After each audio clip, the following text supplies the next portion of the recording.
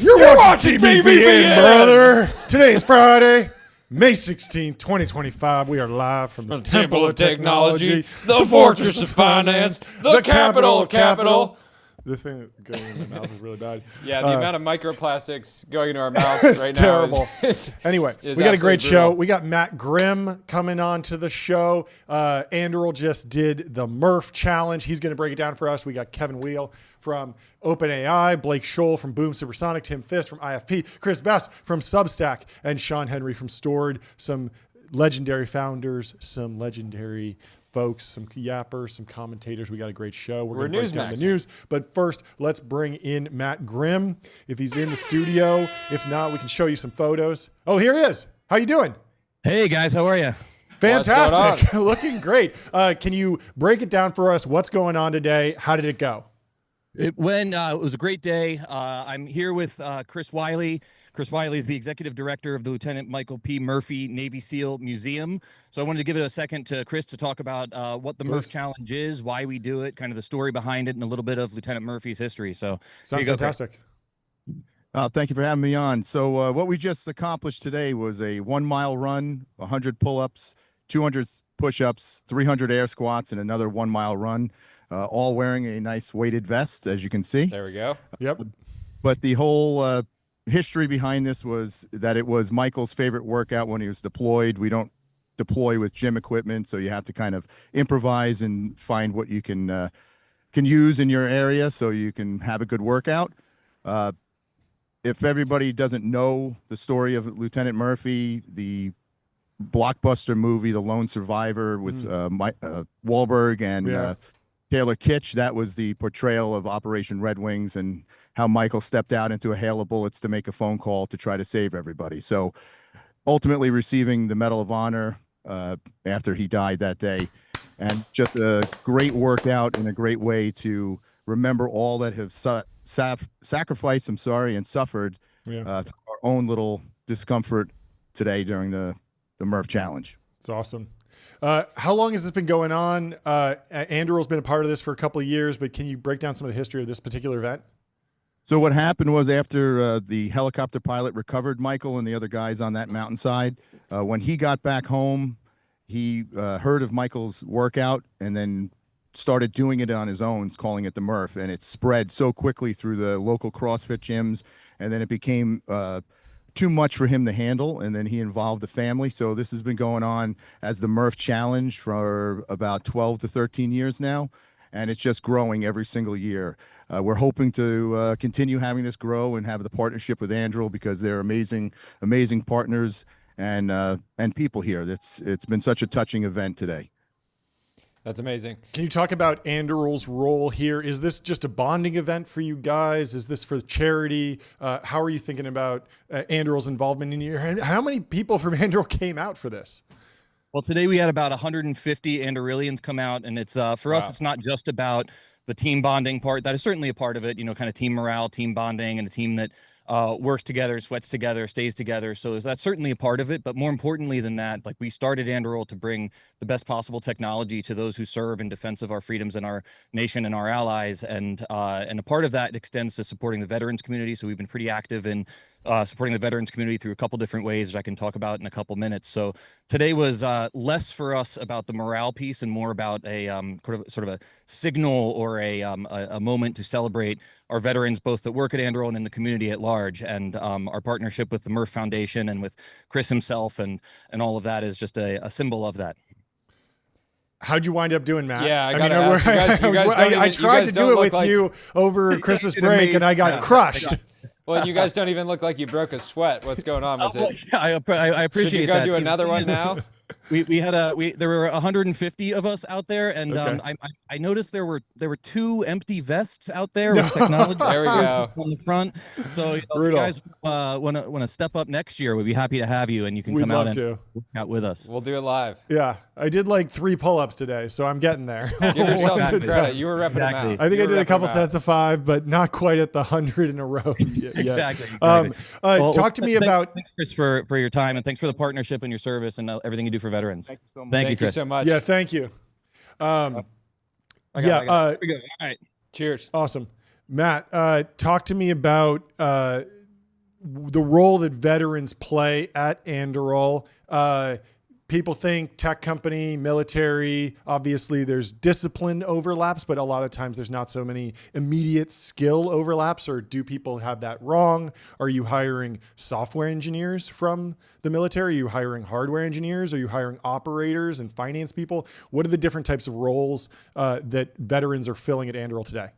Yeah, happy to talk about all of that. So we've been involved in the veterans community since day one of the organization. One of our co-founders, in fact, is a veteran himself, and has helped kind of lay the foundations for those partnerships. Right now, about 12-13% of our employee base is veterans, which is wildly over the national average, and it's certainly higher than that in the Silicon Valley kind of technology community.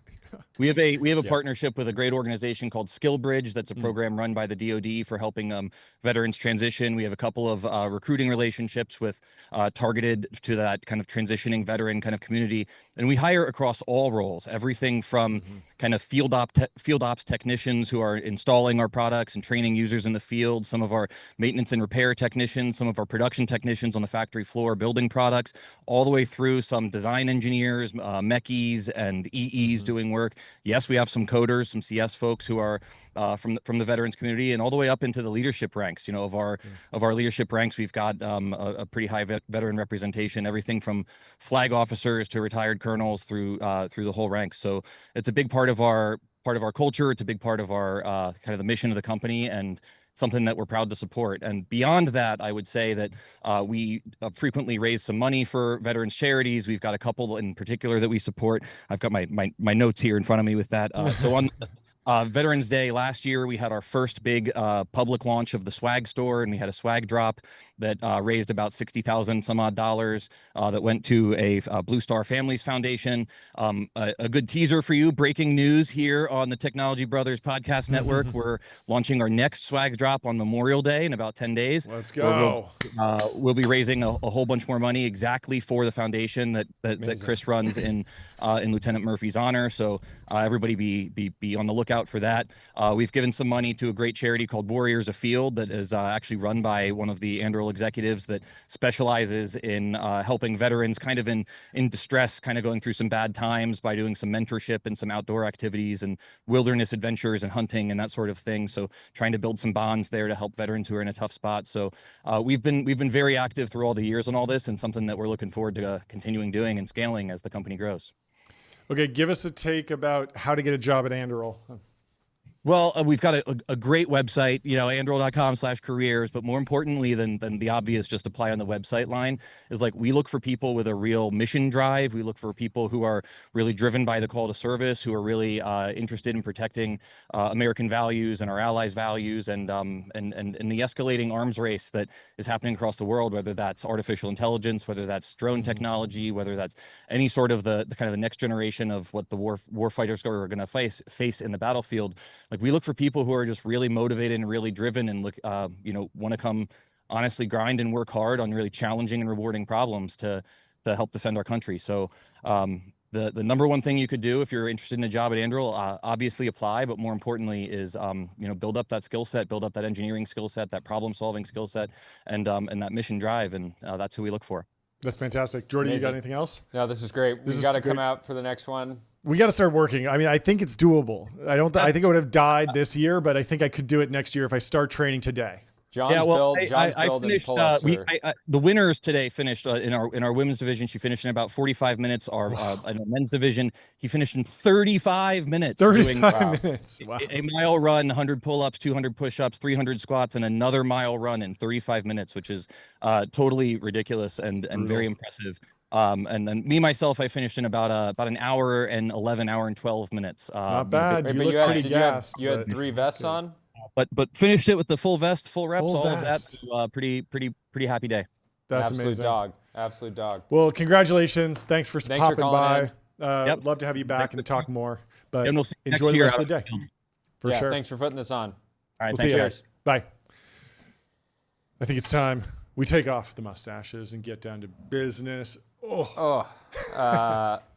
Yeah, I thought it might be fun to do a little bit of the news in a mustache. Okay, well, you can stay in a mustache. I'm personally going to keep mine on a little bit, John. Well, first up, we got Sam Altman, with a big announcement. OpenAI is introducing Codex. It's a software engineering agent that runs in the cloud and does tasks for you, like writing a new feature or fixing a bug. You can run many tasks in parallel, starting to roll out to ChatGPT Pro, Enterprise, and Teams users. And he sends some more info. I think this is interesting because I had this crazy experience with O3 the other day where I wanted to know how high a desk was actually on the Pat McAfee studio.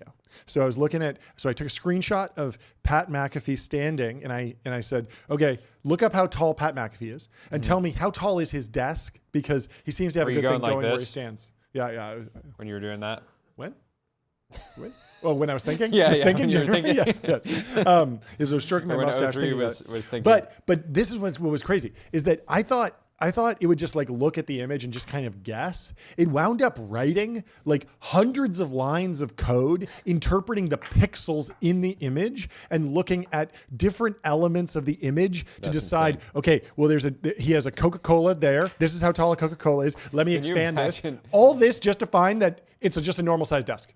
It's just the standard desk, which is like 36 inches. Can you imagine giving that task to a human to say, like, yeah. Can you kind of figure out how high this desk is? Yeah. And they go and they write hundreds of lines of code, and you're like, crazy. All right, yeah. I guess like good job for going above and beyond, but like a simple estimate would have been fine. Yeah, and I also had an interesting experience where today I kicked off a deep research report asking for some top news and put together some news of the day, like what should I be thinking about? And the deep research report asked me, hey, do you want me to run this once, or do you want me to run this just like every day or every week? I'd be happy to do that for you. And I was like, oh, wow, it just volunteered to do it on a cron job, which normally you would have to write about. Anyway, any other takeaways from the OpenAI launch? We're talking to Kevin Weil in a little bit, but Jordan. No, I don't think this should be a huge surprise to anyone. Yep. We talked with Sarah Guo probably a few weeks ago at this point, and she just said, look, to understand where the labs are going, understand what they value, what they find important. Yep. Code gen has always been one of those things. Yep. And so this launch should not be a surprise to anyone, but I'm excited to get in deeper with Kevin. Yeah, a little bit. I mean, so many questions for him, but I like this idea of the front door to AI as the foundation models commoditize. It becomes more about being the front door to the internet. Are you just laughing at your own mustache? Are you laughing at your own mustache? Laughing at your own jokes. Normally you think I'd be laughing at you. Every once in a while I look over at the gong while we're talking and I just crack up. There's other stuff that I'm just I didn't really get it. We went right into this like formal interview, which normally we would have had a bit longer to laugh at ourselves. Yeah. So whatever. Anyways, sorry to interrupt. I think you look great. In fact, I'm not laughing because it's so convincing. It looks natural. It's growing on me. It's just normal.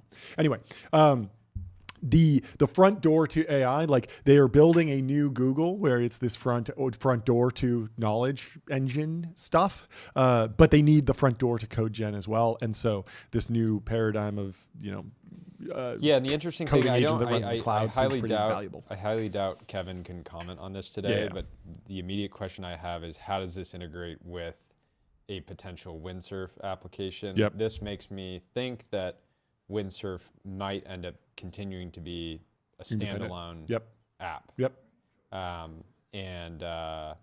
So anyway. I mean, it's really blurring the lines. Like I didn't know that I needed code to decide how tall a desk is.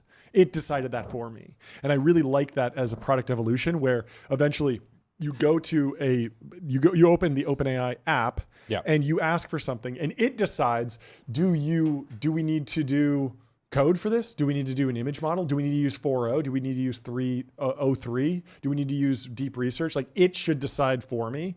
Yep. That's a really cool And this world. is why I've always said I don't think OpenAI cares about naming because they're always in the it's going to get tucked time under. Horizon. Right. They're just going to do all the routing based on understanding what is required. So anyway, on the flip side of AI, we have another post from Didi Das.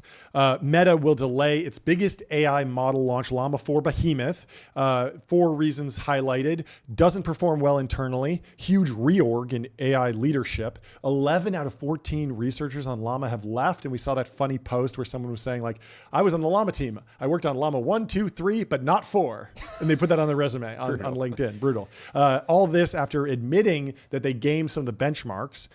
Glad Meta can afford to light billions of dollars on fire for open source. And so this is an interesting discussion for me, because I think that I don't think open source will win. I think you need to build a product around it. But at the same time, when we talk to people like Aaron Ginn, I think it would be amazing if America had a rock solid open source offering that was hard coded, or baked into the weights with American values. And that was an option for countries that are maybe deciding between America and China. I want them on my team. It's so hard to understand what Llama's real enterprise adoption looks like. Yeah. Right. Yep. You don't hear a lot about companies, at least to date. There was a big boom for a long time. I think the answer lies in that open router data. Yeah. And there are a lot of open source models running there. Kind of unclear. The Wall Street Journal has more deep dive here. Meta is contemplating significant management changes to its AI product group as a result. Its performance has been hobbled by training challenges. And so there is a take here that's like, they believed almost too much in scaling laws, right? Because Behemoth is this massive model. I think it's a biggest context window, even bigger context window than what Google's offering. It's a huge parameter model. What is it? 288 billion active parameters. 2 trillion total parameters. We used to be in like Falcon 9B was like exciting. 9 billion parameters. We're now up in 288 billion active parameters, 2 trillion parameters. The circle has gotten so big from the GPT-3 circle to the GPT-4 circle. We are now with a massive circle that's covering everything. But we're not getting better results just from pure scaling, because you have to add that RL layer on top, that post-training. And that's what OpenAI has been really, really good at with the O models. And that's what DeepSeek got right as well with their R1 model, the reasoning on top. And it seems like they... Yeah, and I mean, the main thing here is despite having effectively infinity resources, they're struggling on the team side. Yeah, it seems like there isn't cohesion. There's a lot of churn. There's former employees that clearly were talented that are like going out and saying, like you said, I wasn't involved in this thing. Feeling the need to sort of publicly state that they didn't play a role in that.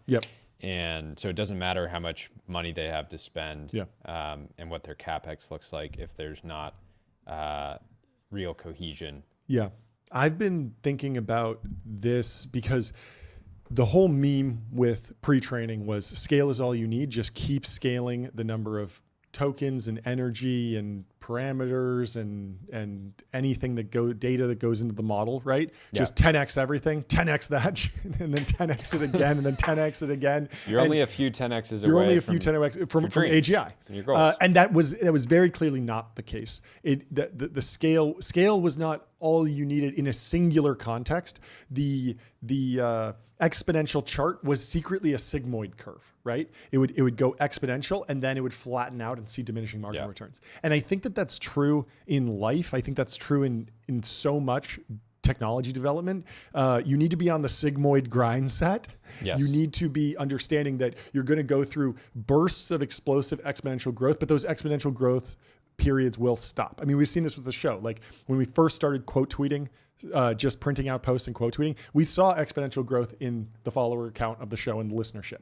And then eventually we played that out, and then we got to a plateau, and then we said, let's do guests. And then we saw another one.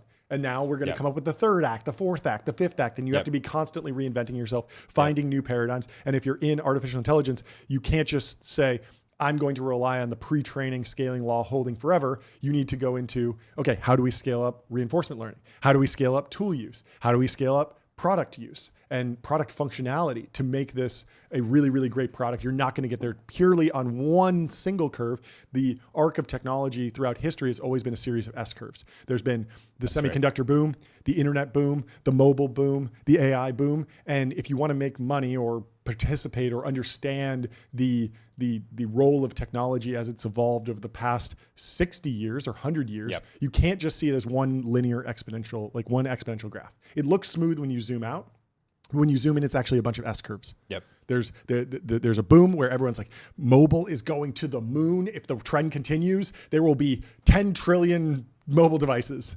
And then what happens? Oh, it's like a couple billion, because there's only a couple billion people, right? That's right. And that's just the way it goes. Anyway, staying in mobile, let's go over to Tim Sweeney. He says Apple's app review team should. We have to flag this. Oh, you want to flag this from post? Z? Okay. Which is just wild. So Z says, did they seriously name it Behemoth, the quintessential creature only God can tame from the book of Job, and then give it the demon branding? And I got to say that the branding here. Is this a real photo that they used? It is. This is in the journal too. Yeah. It is. What a crazy photo. It is a crazy asset. I mean, you got to respect the development of the delts of the demon. I mean, but it's still we were demonic. talking about that with Orion, right? Like the story of Orion, right?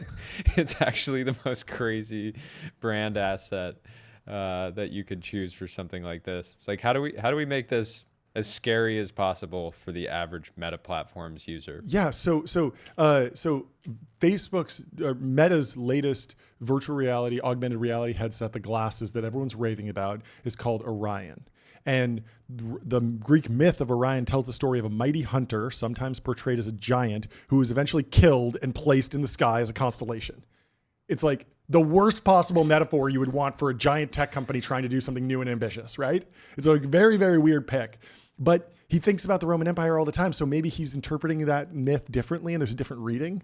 But I would love to know how they wound up with that. But different versions of the myth detail his life and death, including how he was blinded, restored by his sight by the sun, and possibly killed by either a scorpion or Artemis, the goddess of the hunt, due to jealousy or a trick by Apollo. And so, like, if you read the metaphor of Orion, it's like, it's not good for Meta. Behemoth in Wikipedia is a beast from the biblical book of Job and is a form of the chaos monster created by God at the beginning of creation. It's like a very weird choice.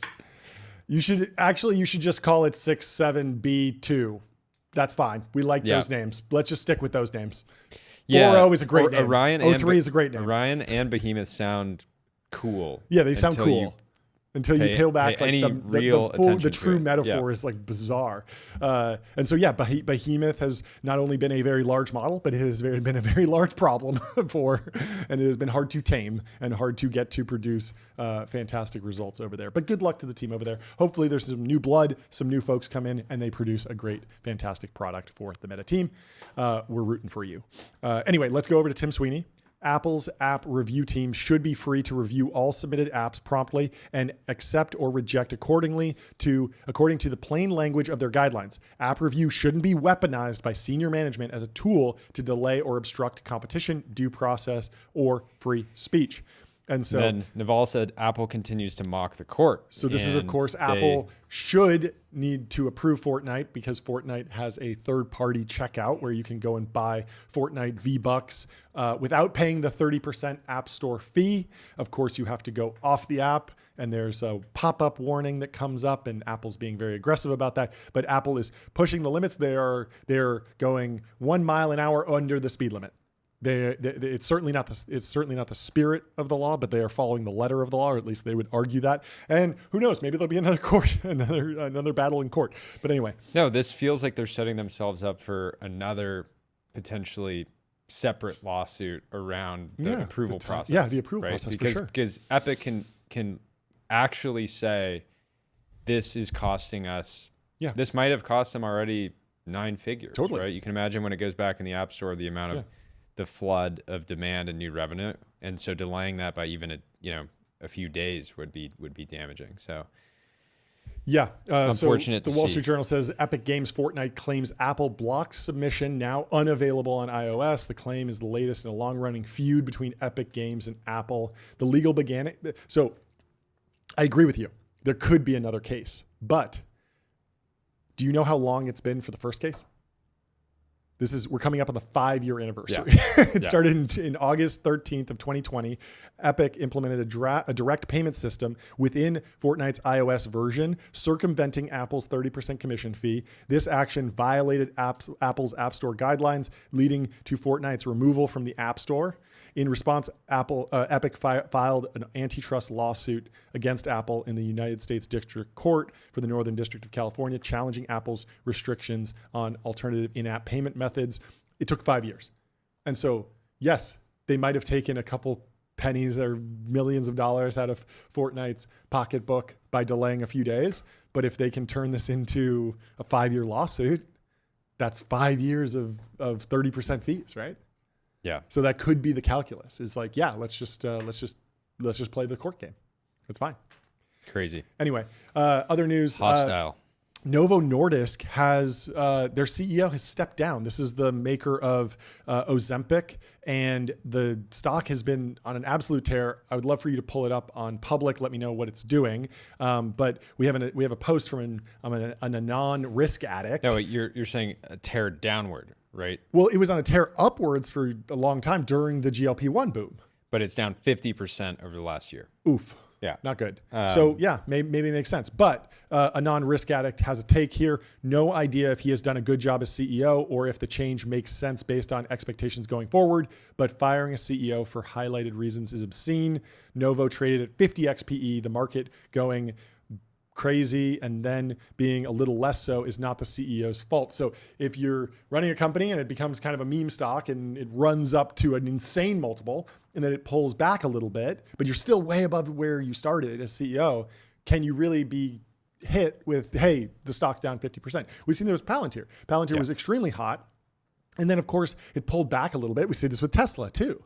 Tesla pulled back a little bit, but it's still like a really solid company, really, really incredible market caps and great great price to equity ratios. And so the highlighted reasons here are during his 8-year tenure as CEO, Novo Nordisk's sales, profits, and share price have almost tripled. Novo Nordisk has clear strategy, a strong product portfolio, and an experienced leadership team. The changes are, however, made in the light of recent market challenges Novo Nordisk has been facing, and there are, because this is an older technology, as we talked to some of those biotech folks, we've seen that there has been more competition than usual. Normally, you create some breakthrough, you're able to lock it down for years. That hasn't been the case in the GLP-1 scenario. Hyper competitive from not only other scaled pharma companies, but the compounding and Considering the recent market challenges, the share price decline, and the wish from Novo Nordisk Foundation, the Novo Nordisk board and Lars Føjgaard Jorgensen have jointly concluded that initiating a CEO succession is in the best interest of the company and its shareholders. Yeah, very rare that you see a CEO go out while the stock is still trading at 50x PE, doing really well overall, even if it is down 50% recently. I mean, that's not good. But anyway, you know what Novo should do? They should get a ramp, obviously. That should be the first thing that they do with the new CEO. They should bring in ramp. Time is money, save both. Easy to use corporate cards, bill payment, accounting, and a whole lot more all in one place. They should also be using Figma. We should talk about Figma. Think faster, build faster. Figma helps design and development teams build great products together. You can get started for free. The best. Figma is Figma. For Figma, you can do a lot with it. You can generate marketing assets, you can generate apps, you can create websites, and a whole lot more. Yeah. Thank you to Figma for supporting the show. They should also get on Vanta. Automate compliance, manage risk, improve trust continuously. Vanta's trust management. Back to back. It takes the manual work out of your security compliance process and replaces it with continuous automation, whether you're pursuing your first framework or managing a complex program. Anyway, thank you. The other news is Semi-Analysis is talking about the AI deals that have been happening in the Middle East. Dylan Patel coming on the show in a couple weeks.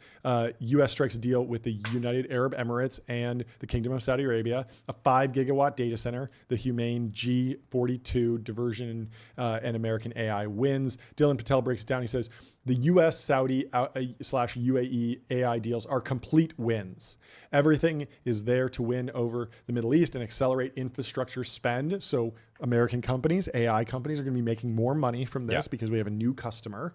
The main subtext here is that China is locked out of Middle East AI infrastructure investments. There's a different world. There's a different path where, yes, there were some controversial moments in Trump's tour of the Middle East, but there is a different world where we are watching Xi Jinping do that tour and we're watching from the sidelines. That's not what happened.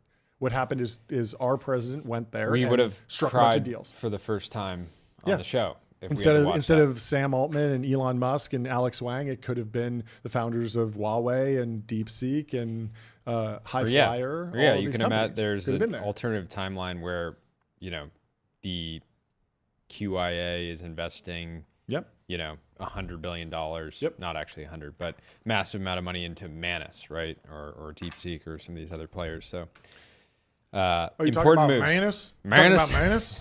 Oh, we can talk about Manus. Open source AI agents with Manus.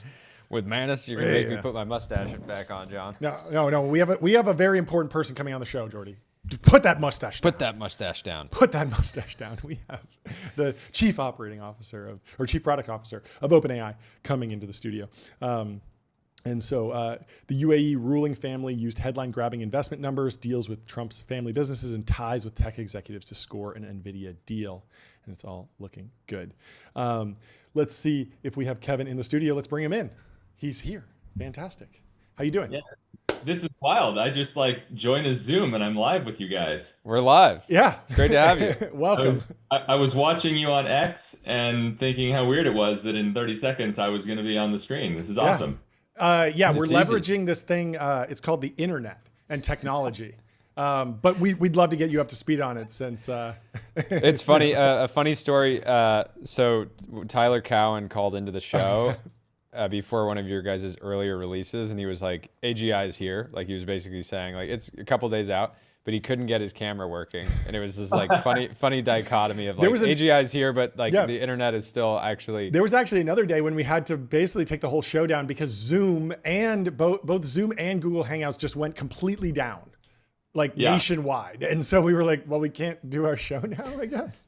It's very rough. The running joke is that audio video is like ASI complete. Yes. Yeah.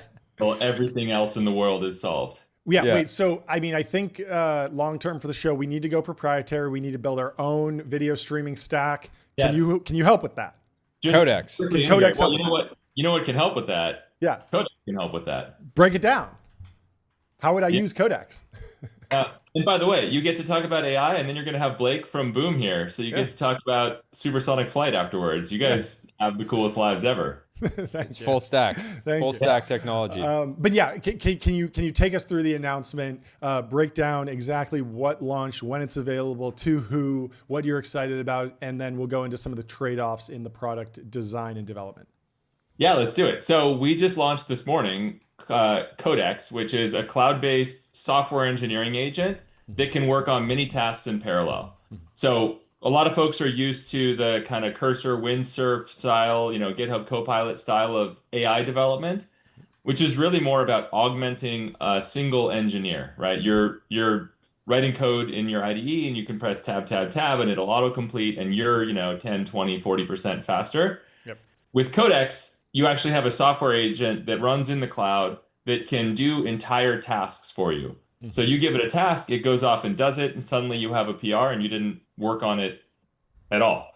And it's powered by a version of O3 that we fine-tuned specifically to be really good at these kind of hard software tasks. We're super excited about it. It launched today inside ChatGPT. Mm-hmm. So you can use it if it's rolling out now to Pro, to Enterprise, to Teams. Well, it'll make its way to Plus in the coming weeks. Mm-hmm. But the cool thing is it's an agent, it's a software agent in the cloud. So, you're using it today from ChatGPT. You can imagine using it in the future from, your terminal, your IDE, all kinds of other places, and even, hooking it up via API to your bug queues and just having this software agent churn through every single bug that you have. For each one, look at the context of the bug, understand your code base, and then suggest proactively how you would fix that bug and give you a PR that you can review.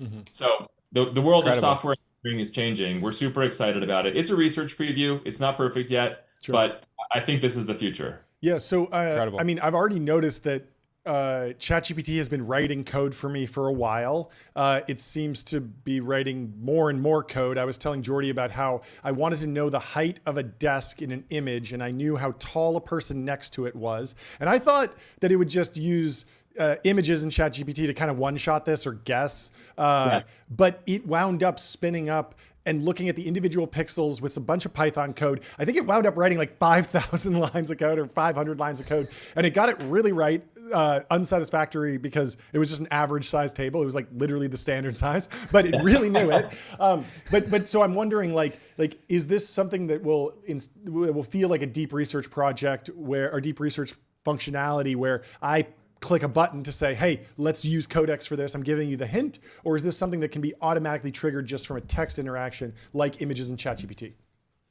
Yeah, so I mean, by the way, you never know if that desk was actually like 38.2 inches. So yeah, it's worth it. It's totally worth it. Write the 500 lines of code. Yeah, why not? It's too cheap to meter.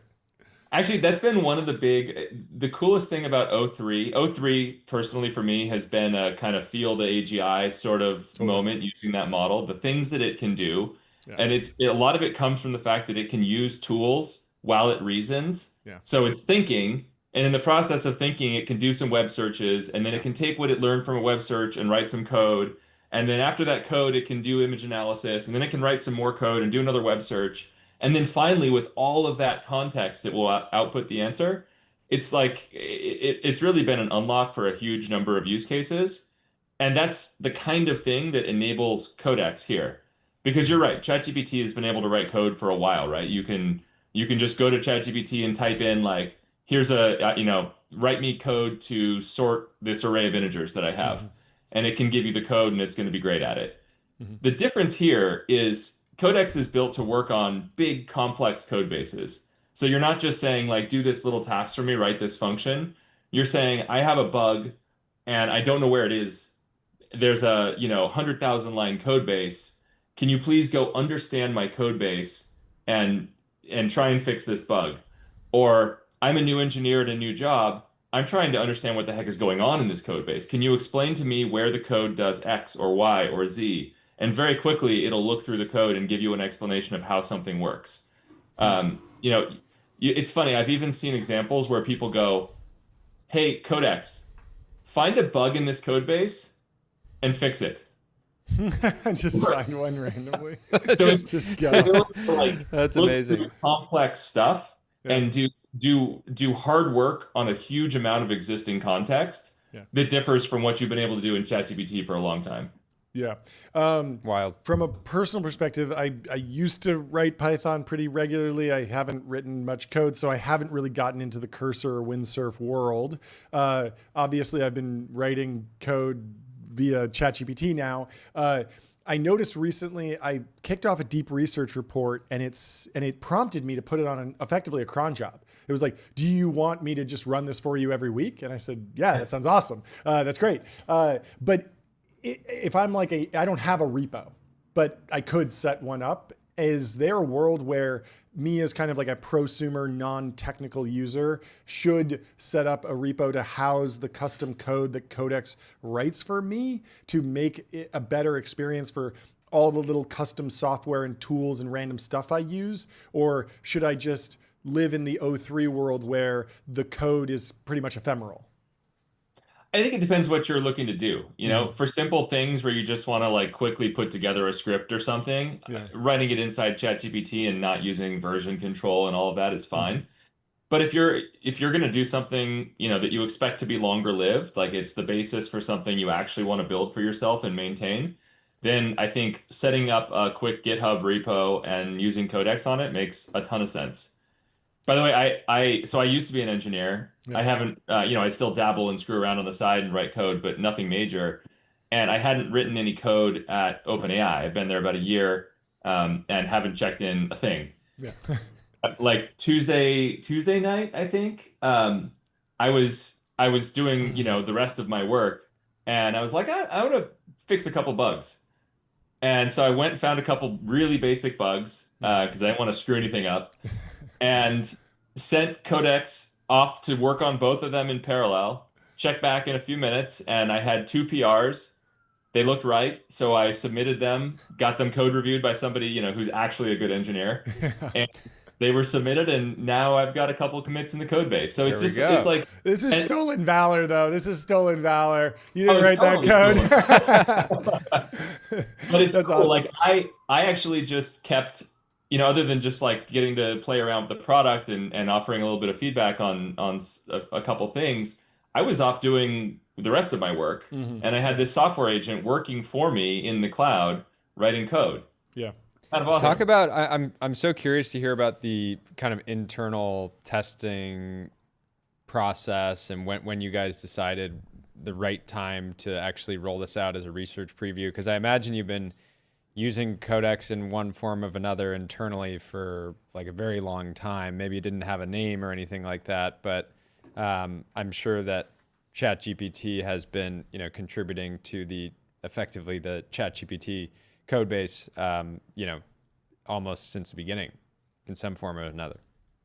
Yeah, for sure. I mean, we're big users of our own tools. There was a version for a while that was mostly about the kind of how do you come up to speed quickly in a big code base that was good at understanding our code base and answering questions about it. That was really popular with new engineers on the team.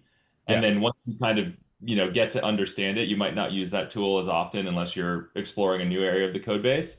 So that was like a proto version of this. Yeah. But we've been working a lot over the last 6 months at improving the ability of our models to code. Like you've got GPT 4.1, which we released a little while ago, which is which has very quickly become a really popular model. It's now, I think, default in Windsurf. It's increasingly a large percentage of cursor users coding.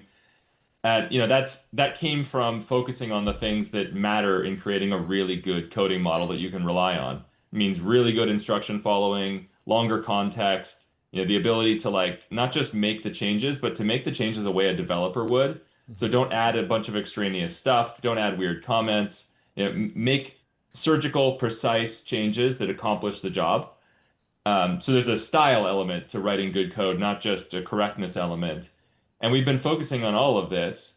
And then you kind of bring that together with O3 and all of the things that we were, the O3's ability to tool call and to reason and suddenly you can put together a really good coding model. So we've been thinking about this for a long time. This is the first time when we're like, okay, this is now good enough that we think it deserves being a product for the rest of the world, and we're excited to see how people use it.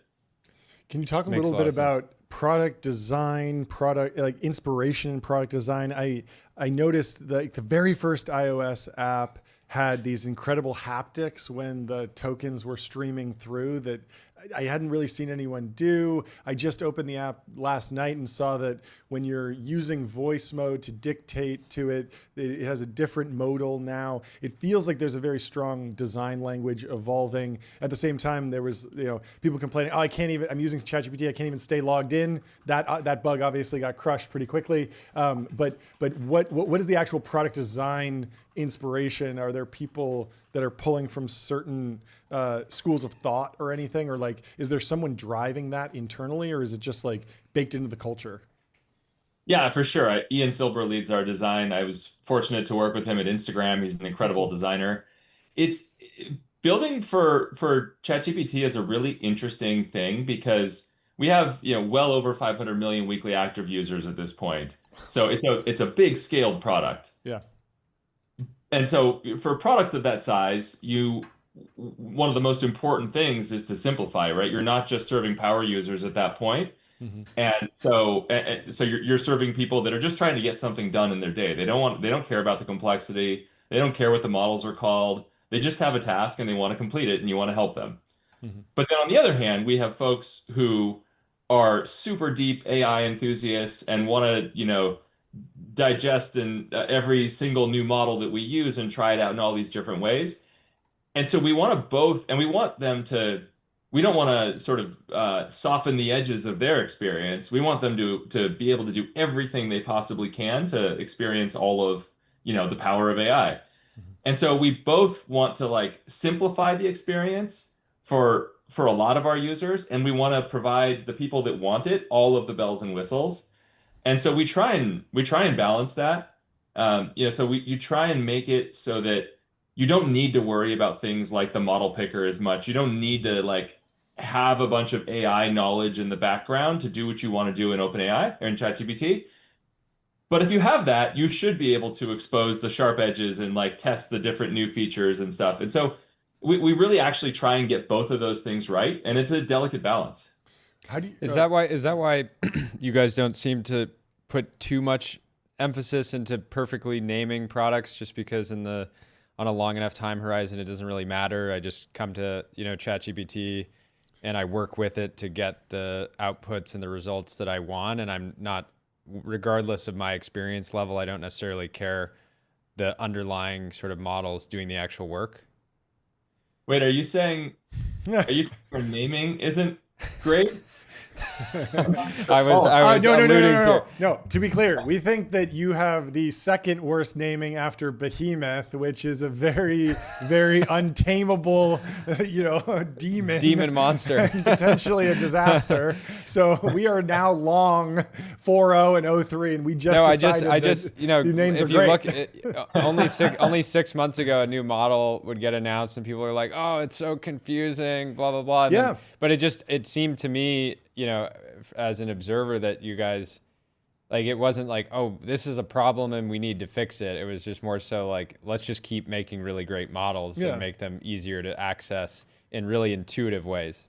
Yeah, I mean, in all seriousness, it comes from our focus. We have this principle of iterative deployment that we really believe in, which is that these models are new systems, right? They're each model has capabilities that we understand somewhat, and also we discover new things about it.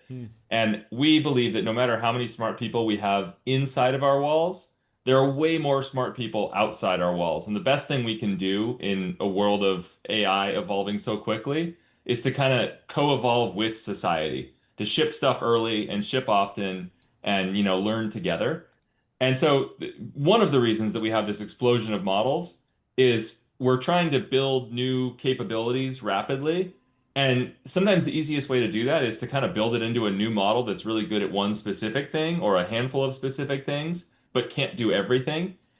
And so you end up with this like profusion of models that do different things well. Like 4.1 is really good at coding and instruction following, but it's like not as chatty. And so if you're asking about other things, you might prefer 4.0 for some things and 4.1 for others. Seems totally natural. You'd go like, well, why don't you just build one that's, good at coding when you're coding and good at chatting when you're chatting? And we will do that. That's what we're trying to get to with GPT-5, where we're trying to bring more of these things together. But if we tried to do that from the beginning, we wouldn't have been able to launch as fast. And so we've opted for like launching fast, having a little bit of, confusion that comes with it, but we learn faster. And then over time, you sort of integrate and simplify. I guess like Totally. the meta question though is like, is the future just, you're already using mixture of experts within the models. Is the future like a mixture of experts models? And so I go to there's one command line. Text is the universal interface, not drop down model pickers. And it routes me. It says, hey, this person doesn't want to chat. They want to write code. Okay, we're using 4.1. That seems kind of logical. And already this is kind of happening with the model picker becoming like, just the UI is getting less and less in your face, and it's a little bit easier just to have a natural interaction. But how do you see it evolving? Yeah, I think over time, the capabilities that have existed for a little while, you sort of learn how to bring them into a general model. Yeah. But you're always going to have these new frontier capabilities. Yeah. That you're going to want to be able to iterate on really quickly, and you might want to do specialized things to make the model really great at some new frontier capability. And so I think, yes, ideally you have a sort of model, a layer above the models that's doing the choosing for you. Yeah. But that is, it's a hard problem, especially it goes back to the building for simplicity versus building to enable power users. Sure. As a power user, you might be the only one that knows for a particular question you're asking, whether you want a 80% good answer immediately, or you'll wait a minute for a 95% good answer. Yeah. Or whether you want to do deep research and wait 20 minutes and get an amazing anscer. Yeah, I mean, you could theoretically like train the user on that a little bit, well, it's because there are it's also like how you work like, with the comp that or like my personal framework is like when you're working with people on your team or teammates, there's certain people you'd work with that you would have to explain effectively like the exact tool set that they should use to accomplish the task. You should get the CRM, and you should go in the CRM and do this and that. And then there's people that are maybe have greater intelligence or experience or context, and you just sort of like discuss the task with them, and you're not even thinking about the underlying sort of like toolkit to accomplish the task. It's just sort of this higher level, conversation. I want to talk about A/B testing versus personalization. When you choose like a default model or the default prompts, when you open up ChatGPT, it says create an image, write a Python script, make up a story, what's in the news. There's a couple options there. There's a lot of personalization going on, but you could also imagine doing A/B testing to understand what will drive churn down or retention up. How are you thinking about the balancing act between those two techniques of product development? I don't think they're really at odds in any way. We do both. Yeah. So we definitely A/B test a lot of things because we're trying to learn what works and how we can help people understand this new kind of strange world of AI. It's a funny product, right? We're used to products where you have a UI, like computers before AI needed very specific inputs. Like this button does this specific thing and that button does this other thing. And if you wanted to do a third thing and there wasn't a button for it, you probably just couldn't do that thing, right? But then every time you hit the button, you got the same output. It was very consistent. Yep. LLMs are basically the opposite, right? You can give them input that has the full complexity and nuance of the human language, and you have no limits on what you ask. And then also, what you get out is not the same from one thing to the next. It might be substantially the same, but the words are not identical, right? Mm-hmm. And so it's a totally different way of building product. And when someone comes to ChatGPT for the first time, if they just hear from their friends, hey, this AI thing is super cool, it can do all this stuff for me, and they show up at the front door of ChatGPT, they're a new user. Like, what's the mental model? Because it flies in the face of almost everything that you've learned using computers over the last however long. So we really think a lot about how we get people going and how we teach them all of the different capabilities, which, by the way, the capabilities are changing every month or two too. So it's a really challenging problem, but something that we care a lot about because that's, if you go from being a novice ChatGPT user to being a power user, it can really change your life. It can save you a ton of time. It can accomplish a lot of tasks for you, and that's only increasing. Yeah. So the upside of us being able to teach people well is also increasing. Mm-hmm. Yeah, I feel like a decade from now, people are going to look back at this moment and realize that the people that fully understood the capability, like the full capability set of the models, just had this ridiculous sort of extreme advantage. It was the same thing with social media. Like the people that really understood and took social media seriously early on are like famous now, like actually famous. Interesting. What is your postmortem on the sycophancy thing? I feel like that made news because it was kind of blanketly like it was kind of like everyone was experiencing, or at least all the power users were experiencing it. But I could imagine a situation where some people really liked that type of interaction and it was beneficial and it actually improved their lives. And so if you go to the YouTube algorithm right now and you only search and click on positive content that reassures you, you can have a sycophantic experience, and that can be good for everyone involved. So how do you, what is your postmortem on it, and how do you think that the personalization will play out in the future? Yeah, this was a really important issue. I mean, the story for people who don't know, we rolled out a new version of GPT 4.0, which is something we do pretty regularly. We're always, to your point about A/B testing, we're testing new versions of GPT 4.0 that are incremental improvements over previous versions. Mm-hmm. So we rolled out a new one, and we'd A/B tested in the past, so we the metrics looked good. It looked like a really solid model. Had some new stuff around personalization. And then as it got out there, we saw that a number of use cases, not like super widespread, but enough use cases where we saw the model sort of overly like just being, some of it was like glazing, what people call glazing. Glazegate. Yeah, we call it that. Yeah, I think we use that term. Yeah, but then there were other cases that were more serious. Totally. Where someone had real problems, Yeah. and maybe they were having mental issues, and the model was sort of validating them in ways that didn't really comport with reality. And that's a real thing, and we took that super seriously. So we rolled the model back, and then basically have spent the last few weeks diving into where this is coming from and what we need to do to make sure it doesn't happen again. And we've tried to be super transparent about it. So we tweeted as soon as we were rolling it back, and then immediately put out a post-mortem within a day or so, and then put out a second after we had done a bunch of deep dives. And so we've gone through, the team did some great work. We've got evals now that measure this.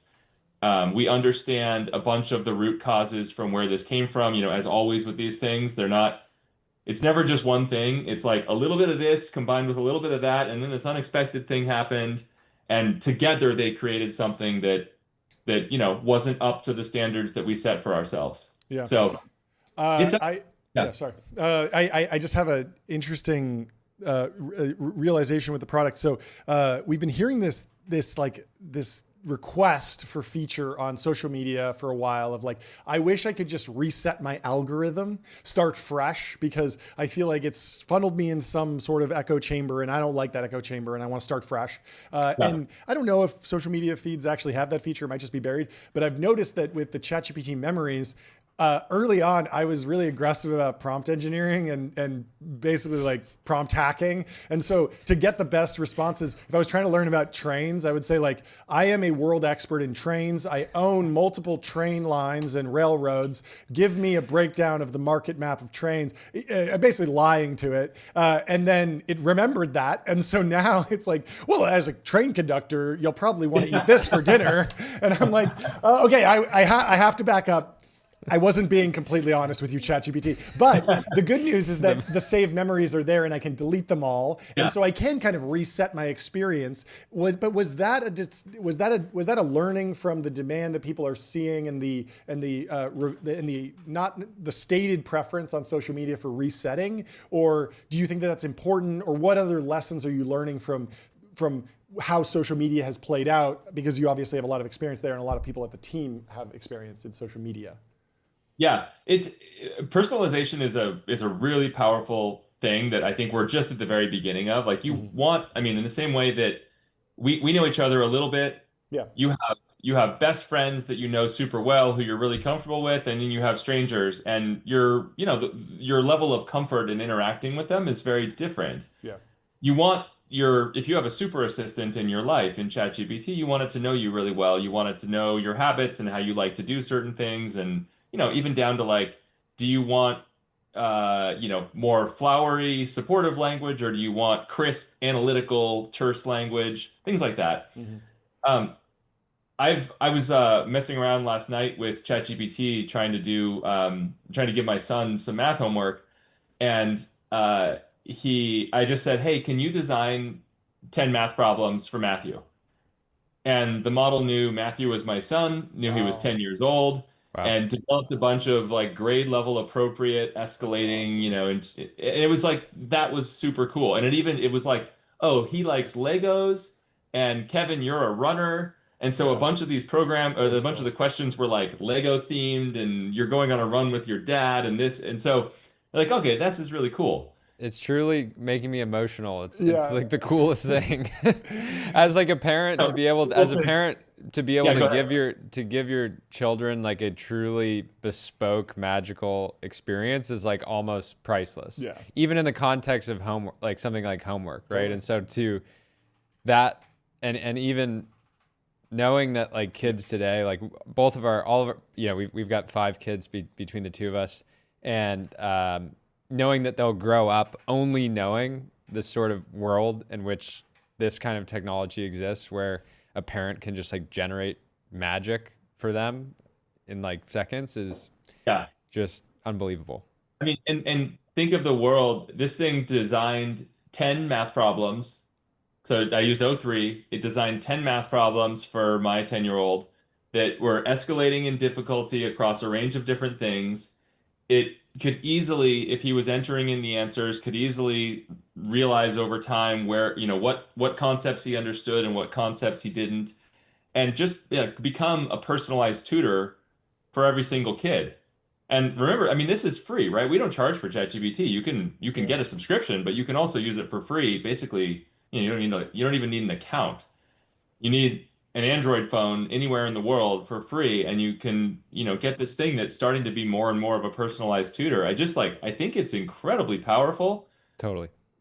Every study I've ever seen says that when you pair, traditional learning with personalized tutoring, it's like a standard deviations of improvement. So I'm with you. I think the future is going to be very different, and there's a lot of reasons to be optimistic about what the next generation is going to be able to do with AI. I need to be more honest with ChatGPT. How do you explain the rate of AI progress to, let's say, like a family member of yours that's not in tech? That's a good question. I think the only way, honestly, because you can talk about it, but it's like you can't get fit by reading about going to the gym. Like you have to use it. And so I've been trying to get any of my family members who aren't using it, just try it. Start asking, for everything that you're doing, ask, why couldn't I use ChatGPT for this? And you start to realize that there are more things that you can say yes to there, and you can start using ChatGPT. And then, the more you use it, the more you realize the value, and off you go. It's really hard to explain in the abstract, right? People go, agents, I'm hearing so much about agents. What is it? And then you use deep research or you use Codex and you're like, oh, wow, that just saved me a ton of time or did something I couldn't have even done. Yeah. That's the promise of the future. I think we're all going to be much more productive. We get to not focus as much on the doing of particular things. We get to focus on the outcomes and, what we do once some of the labor itself is taken care of. And that's a super exciting future for me. Couple more. Talk to us about Health Bench. Yeah, so a huge amount. I mean, people are increasingly using ChatGPT for health. I've done it any number of times. My son had a small surgery that was supposed to be, 99.9% innocuous, 0.1% bad. And we got the results back from the doctor before I could talk to the doctor, and they look scary. It's full of a bunch of medical jargon that even as a, former scientist, I didn't understand. And I put it in ChatGPT and said, "This looks weird. What is this? Should I be worried?" And it said, "Oh, no. Don't worry. It's fine." And I was like, "Okay, explain it like I'm 5." And it did. And, I couldn't get a hold of the doctor for another 72 hours. That would have been a bad 72 hours for me if I was sitting there like stressed out about my son, and ChatGPT gave me the peace of mind. Yeah. So we always try and say with anybody asks about anything medical, this isn't a substitute for actually seeing a doctor. ChatGPT is not a doctor, but here it is. Here's the understanding of what's going on there. And it's really valuable. For all of us, for me, it saved me 72 hours of anxiousness. Stress, yeah. For somebody else who doesn't have access to a doctor, it might be a totally different thing. So, anyways, we care a lot about this. We want to if people are using ChatGPT for this, we want to make sure that the answers that it gives are really good answers. And so we're putting a lot of effort into improving ChatGPT's ability to act as, or to answer medical questions. And the only way that you really know if you're doing it right is if you have a benchmark, right? You've got to have something to test against to show that you're getting better. And we figured if we'd done a lot of work to put this benchmark together, then, others could benefit from it outside of us. And so we open sourced it.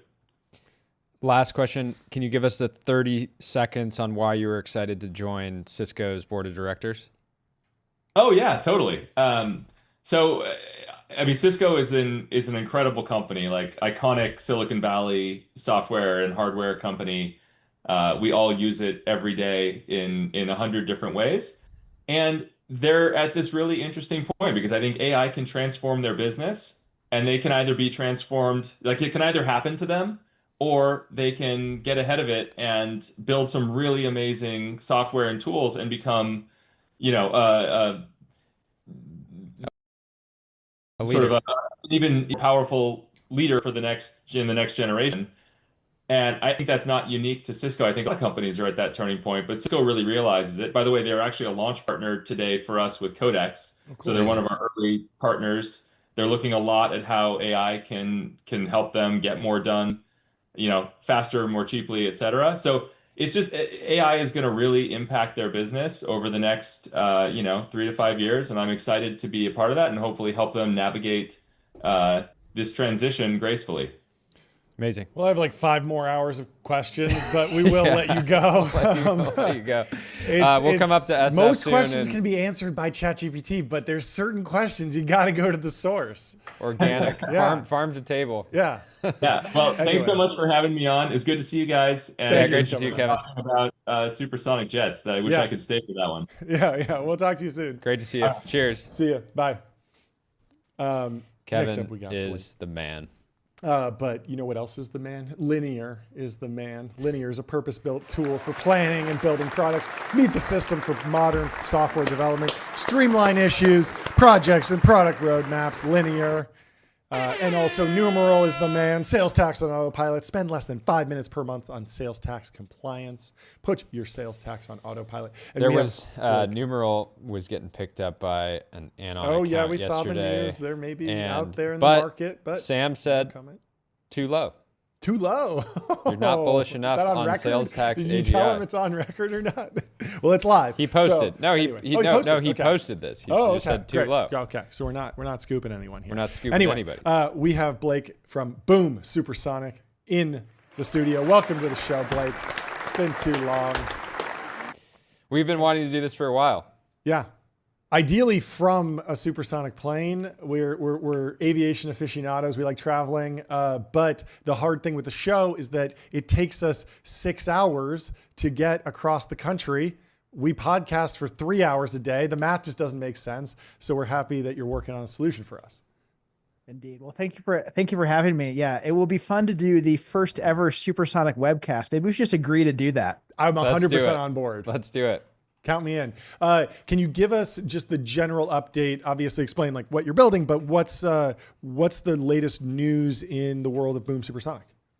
Yeah, well, I think for anybody's not been following the story, the goal is to really pick up where Concorde left off, foment a supersonic renaissance, ultimately deliver faster travel for everybody from the president on down to every family. Mm-hmm. And so it's a decades-long mission. Ultimately to replace subsonic with supersonic for every passenger on every route.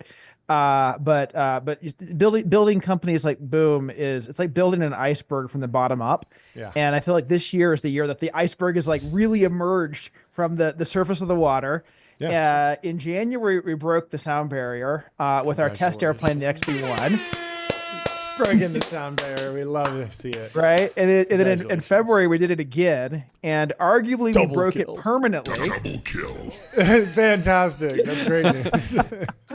Oh, you guys cracked me up. You said you broke it permanently? Is that what you said? Yes, because we proved we could do it reliably with no audible sonic boom. Oh, there you go.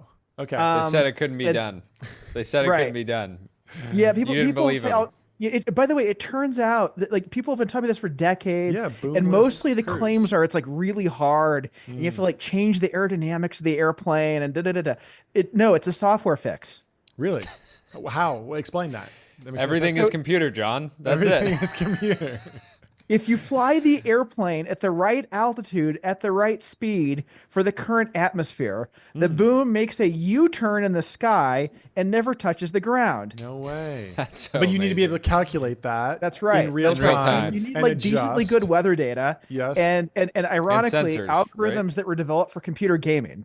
Wow. Oh, that makes sense. Yeah. So it's a physics simulation. It's ray tracing. You're running Unreal Engine, almost.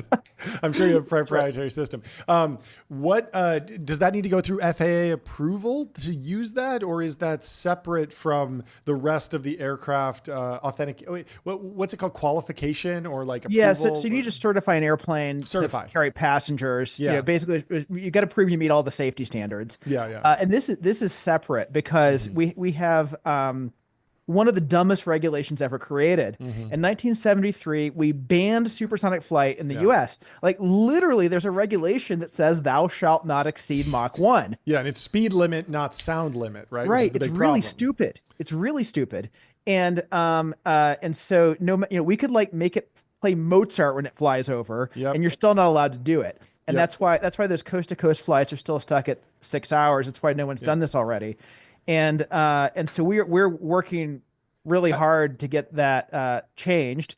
We had a feels bill like that something that like the EO would just drop, and it would be like, oh my God, he just tweeted it out or put it on Truth Social, and it happened. Like, love him or hate him, but like the guy definitely like likes to rip a crazy idea on short notice for everyone. Are you optimistic that there will be change? Does this need to go through the House and Senate, or is this something that could just happen in EO? So we've had good conversations at FAA. Sure. This week, a bipartisan bill dropped in the House and the Senate that does it. Cool. And Elon endorsed it. Jared Isaacman endorsed it. We've got bipartisan support. Great. Some people think this could get through the Senate unanimously. Amazing. I think that's probably a little ambitious, but even the idea that that's possible, I think is pretty cool. Yeah, some lawmakers like traveling slower because it inspires them to grind harder. More time on the plane, more time to prep. They're filibusters. They don't want to go fast. I guess that's right. The bear case for supersonic the fast flight plane is scared that me. I get so much email done. I do get a lot of email done on a 6-hour and flight. if I got there faster, I'd do less email. I was texting Jordy when we were flying to DC. I was like, this is incredible. I've never been more productive. But I think faster flights would just force us all to be more efficient with our time, right? That's right. Yeah. But I mean, break down the actual scope of the problem here. How much is engineering? How much is regulatory? How are you staffing against that? Do you have a massive government affairs team and lobbyists? Or I imagine there's still a ton of engineers on the, you're not just taking some like white labeled plane and then doing a bunch of lobbying and that's the end game, right? Yeah. I mean, the most surprising thing is that we don't have to invent anything fundamentally new. This is not a science project. It's not a technology project. It's really just an engineering project. Sure. In fact, we're taking 20-year-old 787 technology, basically reshaping the airplane, making it long and skinny, putting twice as many engines. And so there's a lot of engineering and testing that goes into that, but there's no science and there's no new technology. And there's only one regulation that needs to change. So just the speed limit. So we've got small numbers of great engineers. I'm a big believer in like tiny teams that are very focused. Like we built XB1, our test supersonic jet, with just 50 people. 50 people, wow. 50 and the people, overall company's not that much bigger, right? Right, we're like 115 now, and like we're growing very slowly. Like if a team does not complain about being understaffed, I know they're overstaffed. Yeah. I mean, we were joking about like white labeling a plane. Obviously, you are standing on the shoulders of giants using some off-the-shelf technology, using some technology licensed from other firms. Can you take me through the journey of engine development, the decisions that you made? Have you changed course on any of those decisions? What would you recommend to the next generation of aircraft builders? Yeah, well, I'll go broader than that. Please. Like if you're thinking about doing hardware at all, my advice, or frankly, any startup, all startups are hard. I don't think any are easy. I think the difficulty level is set by founders because we tend to run at our own red line. And if somehow it gets easier, we'll just make the job harder again. Like Brian, Brian just decided to double what Airbnb is, because I guess the old thing got too easy. And so what I've found along the way is I'm far more successful if I pick a mission that deeply inspires me and makes it worth being at my red line. So I never get up in the morning and think, is it worth it? Okay, great. So now probably building supersonic jets is like, the ultimate hard mode. But what I have found along the way is people around the company from the legacy industry will have all these stories about all these things that are impossible to do. You can't build your own jet engine. Like only a big company can do that. There's tons of proprietary technology, blah, blah, blah, blah, blah, blah. It's all bullshit. It's all bullshit. Like I'll tell you one story. Like we were trying to get high temperature super alloys for our engine. And, we thought we needed to go license it from one of the big three. We get into this licensing conversation and they're like, oh, we can't give you this thing because there's a trade secret. I'm like, don't tell me the trade secret. I'll give you the part. Just make me the part and hand me the parts back and don't tell me the secret. And they said, no, you'll find the secret. So we can't do that. And for like 2 weeks, we're like, oh shit, like how do we ever get this engine built? But eventually we just went into the supply chain and we found the trade secret.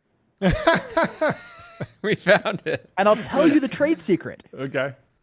There is no trade secret. Oh, interesting. Wow. The thing that was theoretically proprietary is an open source material developed by NASA where all the specs are public. Well, the trade secret is that they're using open source. Yeah, that was the trade secret. That's the trade secret. The trade secret was there is no trade secret. secret. Yes. That's And because there's all this fake proprietary. Yeah, and yeah, so everybody's telling you why you have to work with them, why you have to use their stuff, why you couldn't create it yourself. And it just 9 times out of 10, it's just not true. And so we found, we probably heard Elon talk about the idiot index, which is like how much a finished part cost is divided by the raw materials cost. We found a thing that's more important. It's called the slacker index. Slacker index is how long it takes to get something divided by how long it takes to actually make it. Wow. And so like we've got these turbine blades. We're 3D printing turbine blades for our engine, and we go quote it out of the traditional aerospace supply chain. It's going to cost $1 million for one engine's worth of parts, and it's going to take 6 months. I was like, well, how long does it take to print a blade? Well, it's like actually about 24 hours. So why does it take 6 months to get one? Well, they were like printing them like one at a time, and then you got to wait for your turn on the machine. All this not okay. What's the machine cost? $2 million. How long does it take to get a machine? Oh, actually, they've got them in inventory. You get them in a couple weeks. So for the price of 2 engines worth of blades, we got the 3D printers and the blades, and we could and we beat the lead time of just outsourcing it. Wow. And that pattern exists everywhere in this business. Can you talk That's about super the current fundraising market for hard tech companies? There's a bunch of companies raising a ton of money. It's feast and famine out there. The F-35 costs $1 trillion. Somehow I feel like $1 trillion raise is on the table soon based on the current market. We'd personally like to see you do 1T on 5T. I'd love to see that. I'd love to see that. 1T on 5T. That should be the new goal. But I mean, there is a world where a plane company comes out and raises just massive money and just dumps it all into subcontractors and takes a very different approach. Why wouldn't that work? And what advice would you give to the next generation of hard tech founders in aviation or otherwise? Yeah. So the key difference, so there's this mythology that hardware companies are more capital intensive. And if you go look at like how much money did Uber raise, how much did Lyft raise, how much did Stripe raise, how much did Airbnb raise, like these like theoretically capital light businesses consumed billions in venture capital. Yep. Before IPO. So wait, what? And then if you go look at like SpaceX or Anduril, like the theoretically hard tech companies, like oftentimes they raise less money. So WTF. And I think that the difference is if you are building, say, Uber or Airbnb, you have an idea that sounds really counterintuitive, like invite strangers from the internet to sleep on your couch, right? It doesn't sound like a good idea, but it's actually really cheap to test. Yeah. And so what happens in most internet businesses is very small amounts of capital allow you to test whether you have product market fit. And you test it by means of building and shipping the product.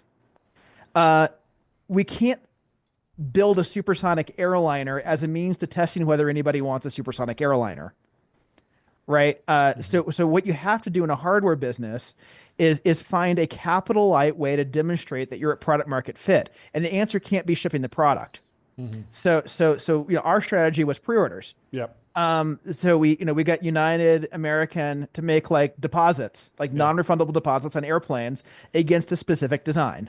So it's not just like, okay, here's $1 that says, supersonic is cool. It's like, nope, here's a significant multi-million-dollar deposit, a whole further deposit schedule against a very specific airplane with very specific specs.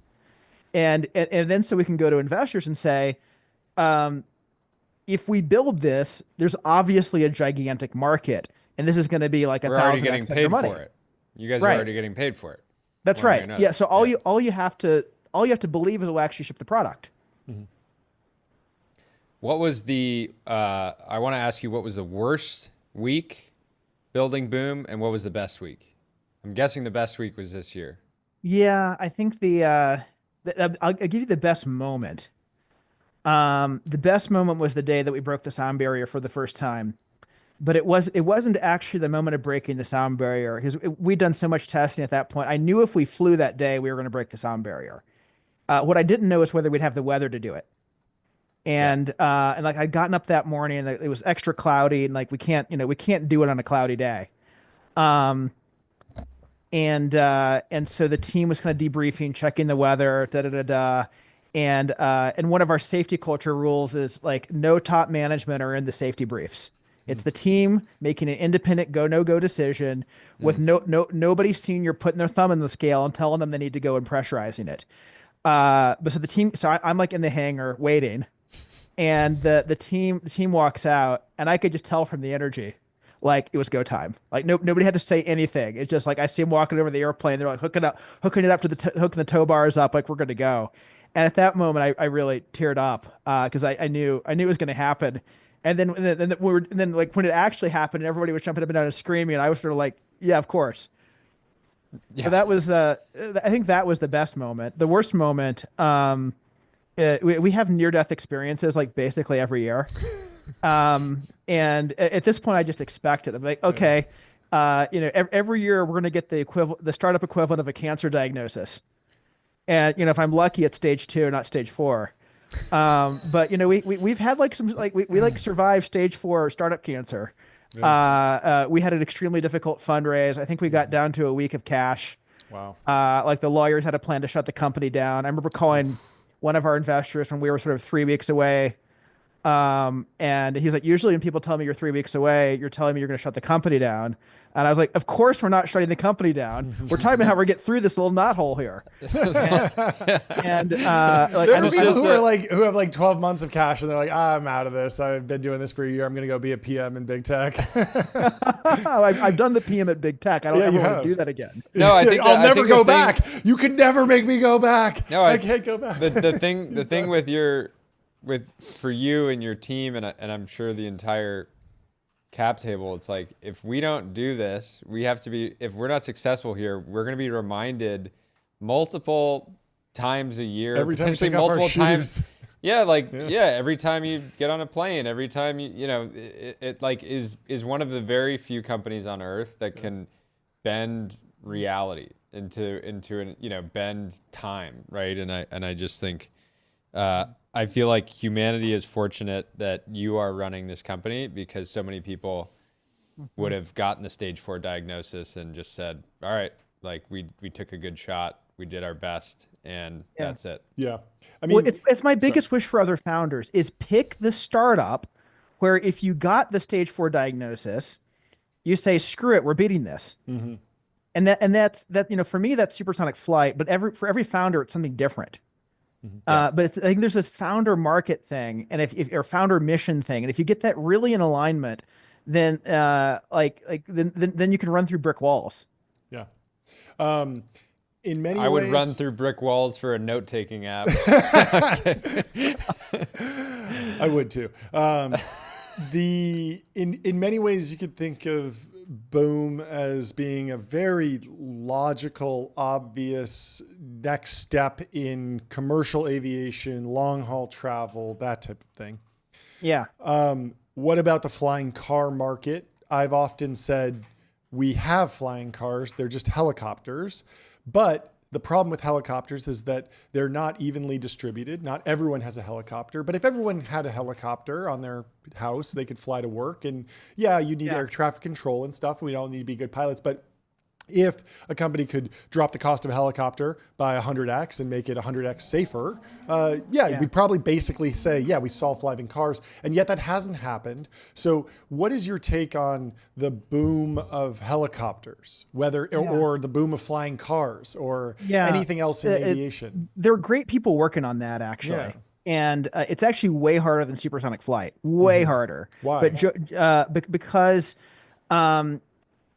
a zillion reasons. Like, one is you need a whole new set of regulations, right? Because the electric vertical takeoff and landing, so like Joby and Archer, who are really the two leaders in this, it's not technically or regulatorily a helicopter. So there's a whole new set of rules. They need a whole new set of infrastructure. But is that a mistake? Well, what I'm saying is like, what if I started a flying car company that was perfectly regulated as a helicopter? Just like there are these companies now that are regulated as sea gliders. Billy Thalmer from Regent, Billy and right? Regent are doing great work. Yeah, it's like totally, legally totally a boat, right? Yeah, I'm but, sure you love it, right? It's like legally a boat, but it's like a plane, but he's designated in one way, so it's a lot easier. And I feel like there's almost like this regulatory arbitrage or regulatory hack that the hard tech founders might need to think through. So if the regulations were done well, your idea would be exactly on point. The problem is we have too many regulations that are prescriptive about exactly how something has to be done, rather than setting a safety bar or a noise bar, right? And so like if you look at the regulations for helicopters, they tell you how you must build your helicopter. Okay. Yeah. And so if you want to build an electric helicopter with distributed rotors, well, it doesn't have the parts that the regulations tell you how to design. That makes sense. Or like how do you treat, or that you're allowed to have like a wing on the thing too. So that like the better helicopter doesn't fit the regulations for helicopters. Yep. It'd almost be better to just bug in the regulations. Yeah, almost just to regulate against like if flying things are crashing at a rate above more than like 1 in a billion, it's no go. Doesn't matter how you build it. Instead of saying you have to have this screw in this place. Right? That's right. And for large transport aircraft, it's actually a bit better. Yeah. 1 in a billion is actually the regulatory safety bar. Yeah. And yet there are also still some things that are like prescriptive, but there's a mechanism to get around the prescription called equivalent level of safety. So we can go to FAA and say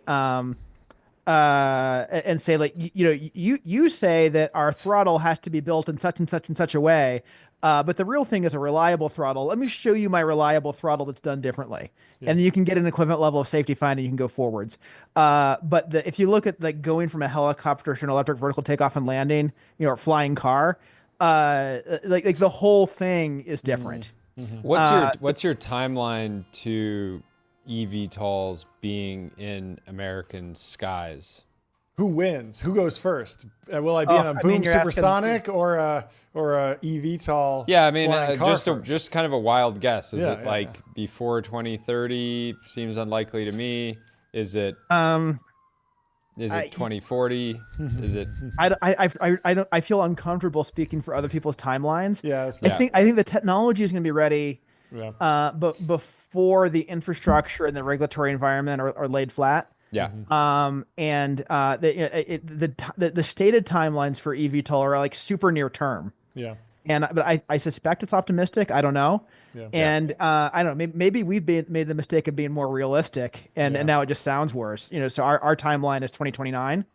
For being ready for the first passenger. I mean, there's also like incredible things happening in eVTOL that are unmanned. You look at what Zipline's doing. We talked to the founder of Zipline, and we were blown away by the progress there. And that was one of the things where they had to go to another country to get favorable regulatory treatment and kind of figure things out, but then have really been able to accelerate. Yeah, I mean, Keller's crushing it. I love Zipline. It's crazy. Great, amazing founder, amazing company, great success story for how you do these things. They're brilliant. Keller is brilliant at like finding the first market. That was like the soft target. The small and uncrewed are radically easier than large and crewed.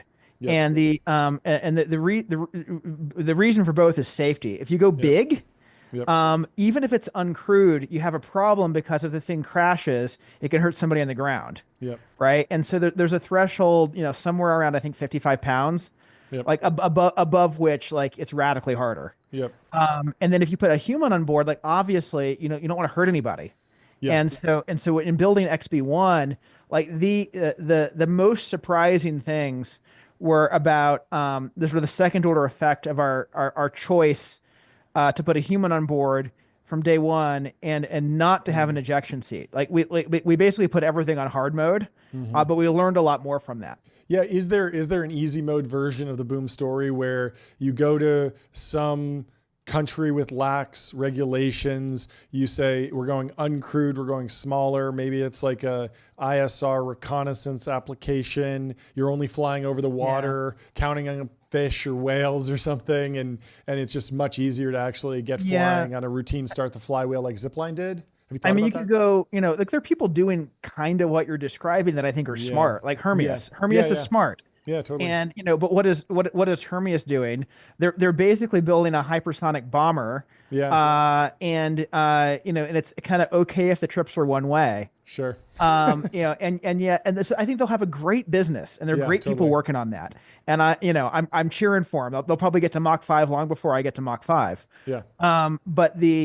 But doing that and then later putting a human on board is extremely difficult. Like if you look at the history of development of aircraft platforms, you find that defense technology makes it into commercial technology, but there are basically 0 cases of a defense product becoming a commercial product. But the reverse is not true. There are many cases of commercial products becoming defense products. Yeah. So the Boeing 707 became the KC-135. The 767 became the KC-46. The 737 is turned into a whole bunch of command and control airplanes and anti-submarine airplanes. I think the reason is when you're commercial, you have to worry about safety and you have to worry about noise. And neither of those things is retrofittable. They're actually foundational to product architecture. And so technology can go in either direction, but products go in one direction because safety and noise are fundamental to product architecture. You mentioned AJ at Hermias. When are we going to see the foot race? I want the 2 founders of the supersonic companies to race each other to see who's faster in the real world on the ground, and then we'll race the planes in the sky. I mean, I think AJ and I have been telling each other the other one's going to win the race. So I don't know. I think it'd be like the most, at least for me, it would be like the most pathetic race ever. I am like not a runner at all. Well, we'll do it as a pay-per-view. We'll raise some non-dilutive capital. You guys can maybe split it based on. Let's actually make it a little bit less about the running. Let's just do the Murph. We'll just do the Anduril Murph together. Anyway. We're gonna hold you to being the first people to podcast Supersonic. Yep. And I would love to have you back on the show many times between now and then, because this conversation has been extremely insightful, and we are just grateful for the work that you and the team do. It's great. Thank you so much, Blake. That was so much fun. Thank you. We'll talk to you soon. Cheers.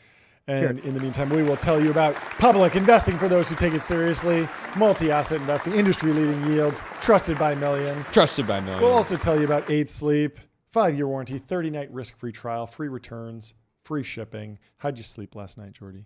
I got an 89. Did you smoke me again? 100! Clinically backed sleep fitness. He's got a 100 sleep score. They got the new Pod 4 Ultra. Pod 5 Ultra. Pod 5 Ultra. With a blanket with the same heating and cooling technology. You got to pick it out. Can't wait for the blanket. Anyway, we got Tim Fisk from IFP in the studio. We remember he was here when we were under attack and all of Zoom that was devastating. That was devastating. It was such an interesting conversation, but we were technically yeah, it was awful. So he's at the Institute for Progress. We'll bring him into the studio and talk to him. How you doing, Tim? Welcome back. Good.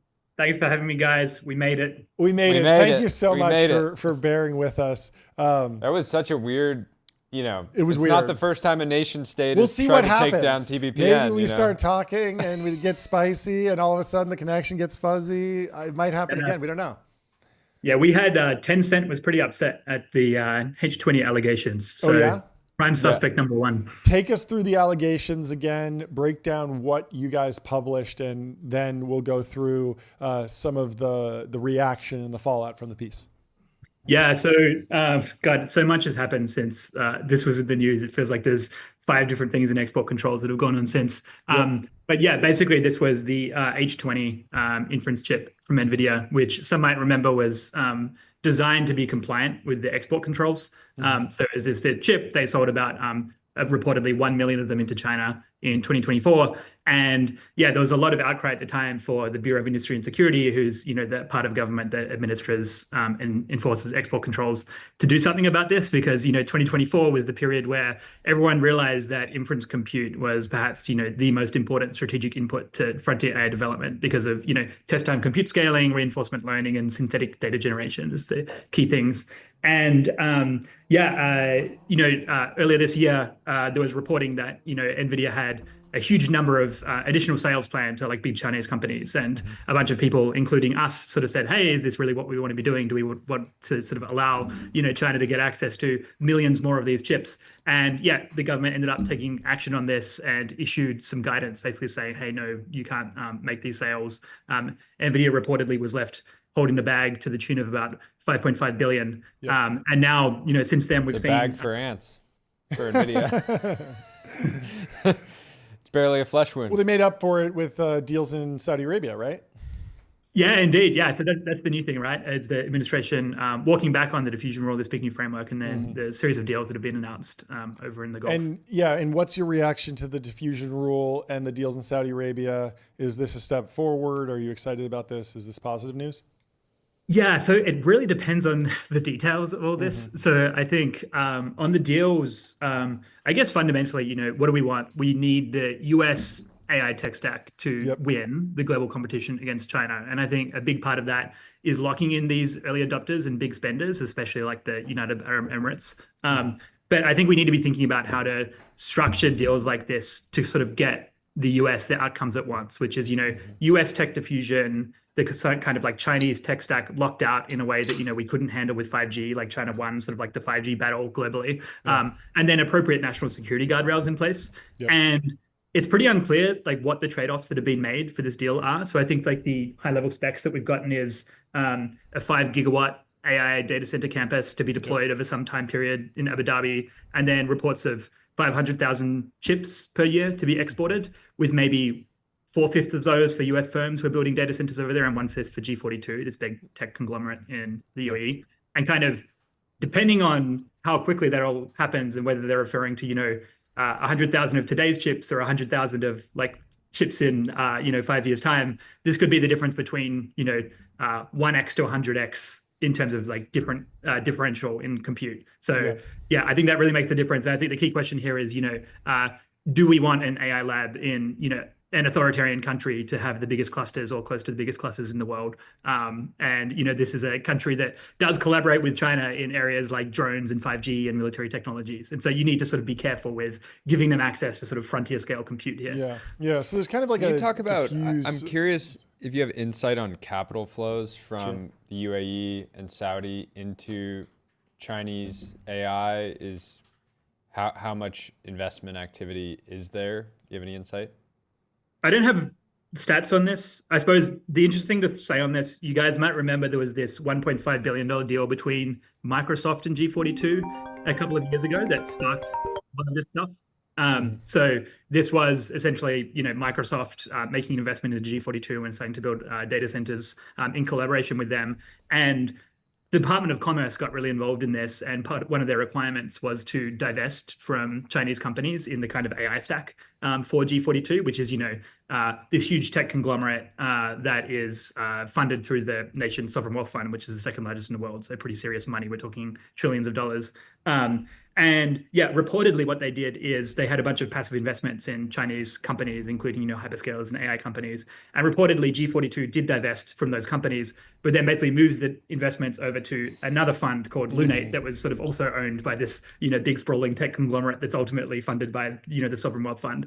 So the big question marks about how much are they actually decoupling from China, and like how costly is this to them? Like, are they actually burning bridges that are hard to reverse? Yeah, there's some element of like, we have this smooth gradient of friendship with different countries. Obviously, there's the Five Eyes, like the closest allies. We sell nuclear submarines to some countries, but then there's countries that are more jump balls and could go either way. As the diffusion rule goes away, do we need firmer rules around, hey, we're willing to sell to you, but don't immediately set up a reseller and start selling, just passing these on to China? Because you could imagine if the natural economic forces take hold, and I was in some country that was just about to get 500,000 chips, it's pretty easy to just immediately start reselling these and just print money basically.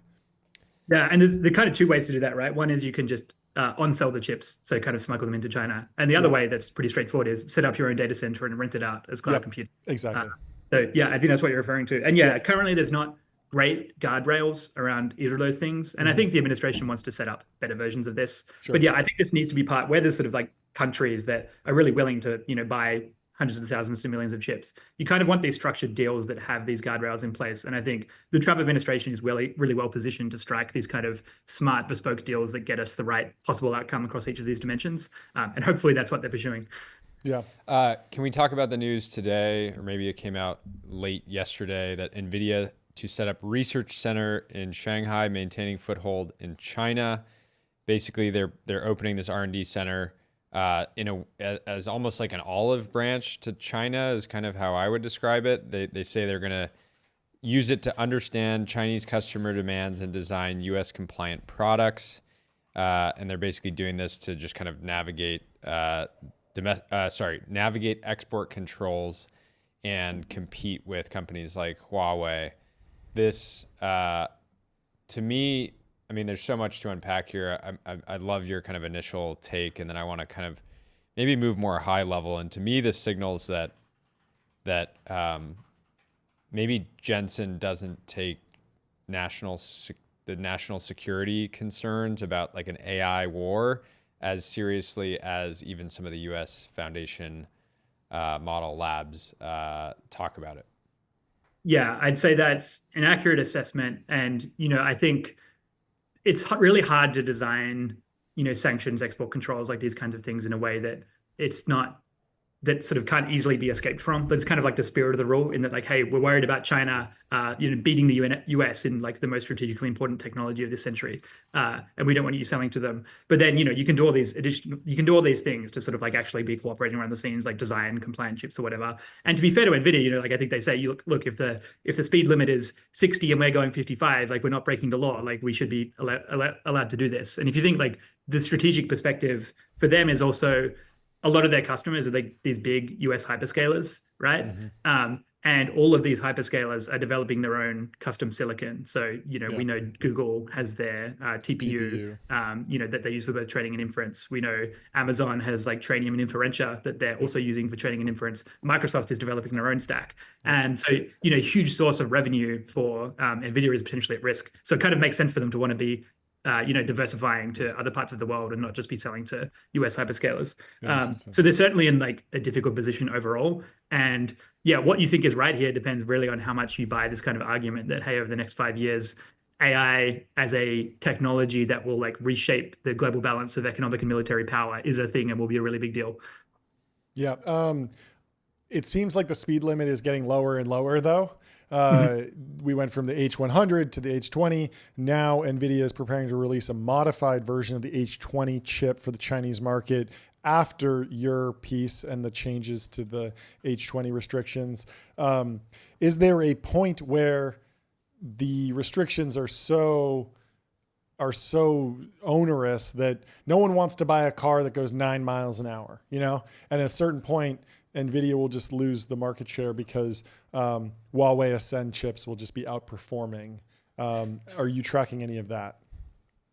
Yeah, so here it becomes an interesting conversation. I think the kind of crux of the matter is if Huawei has better chips than NVIDIA in the Chinese market and is able to sort of like capture that market, how bad is that? Like, should we sort of set export controls such that NVIDIA is always slightly ahead of Huawei, for example, and sort of like raise those limits over time?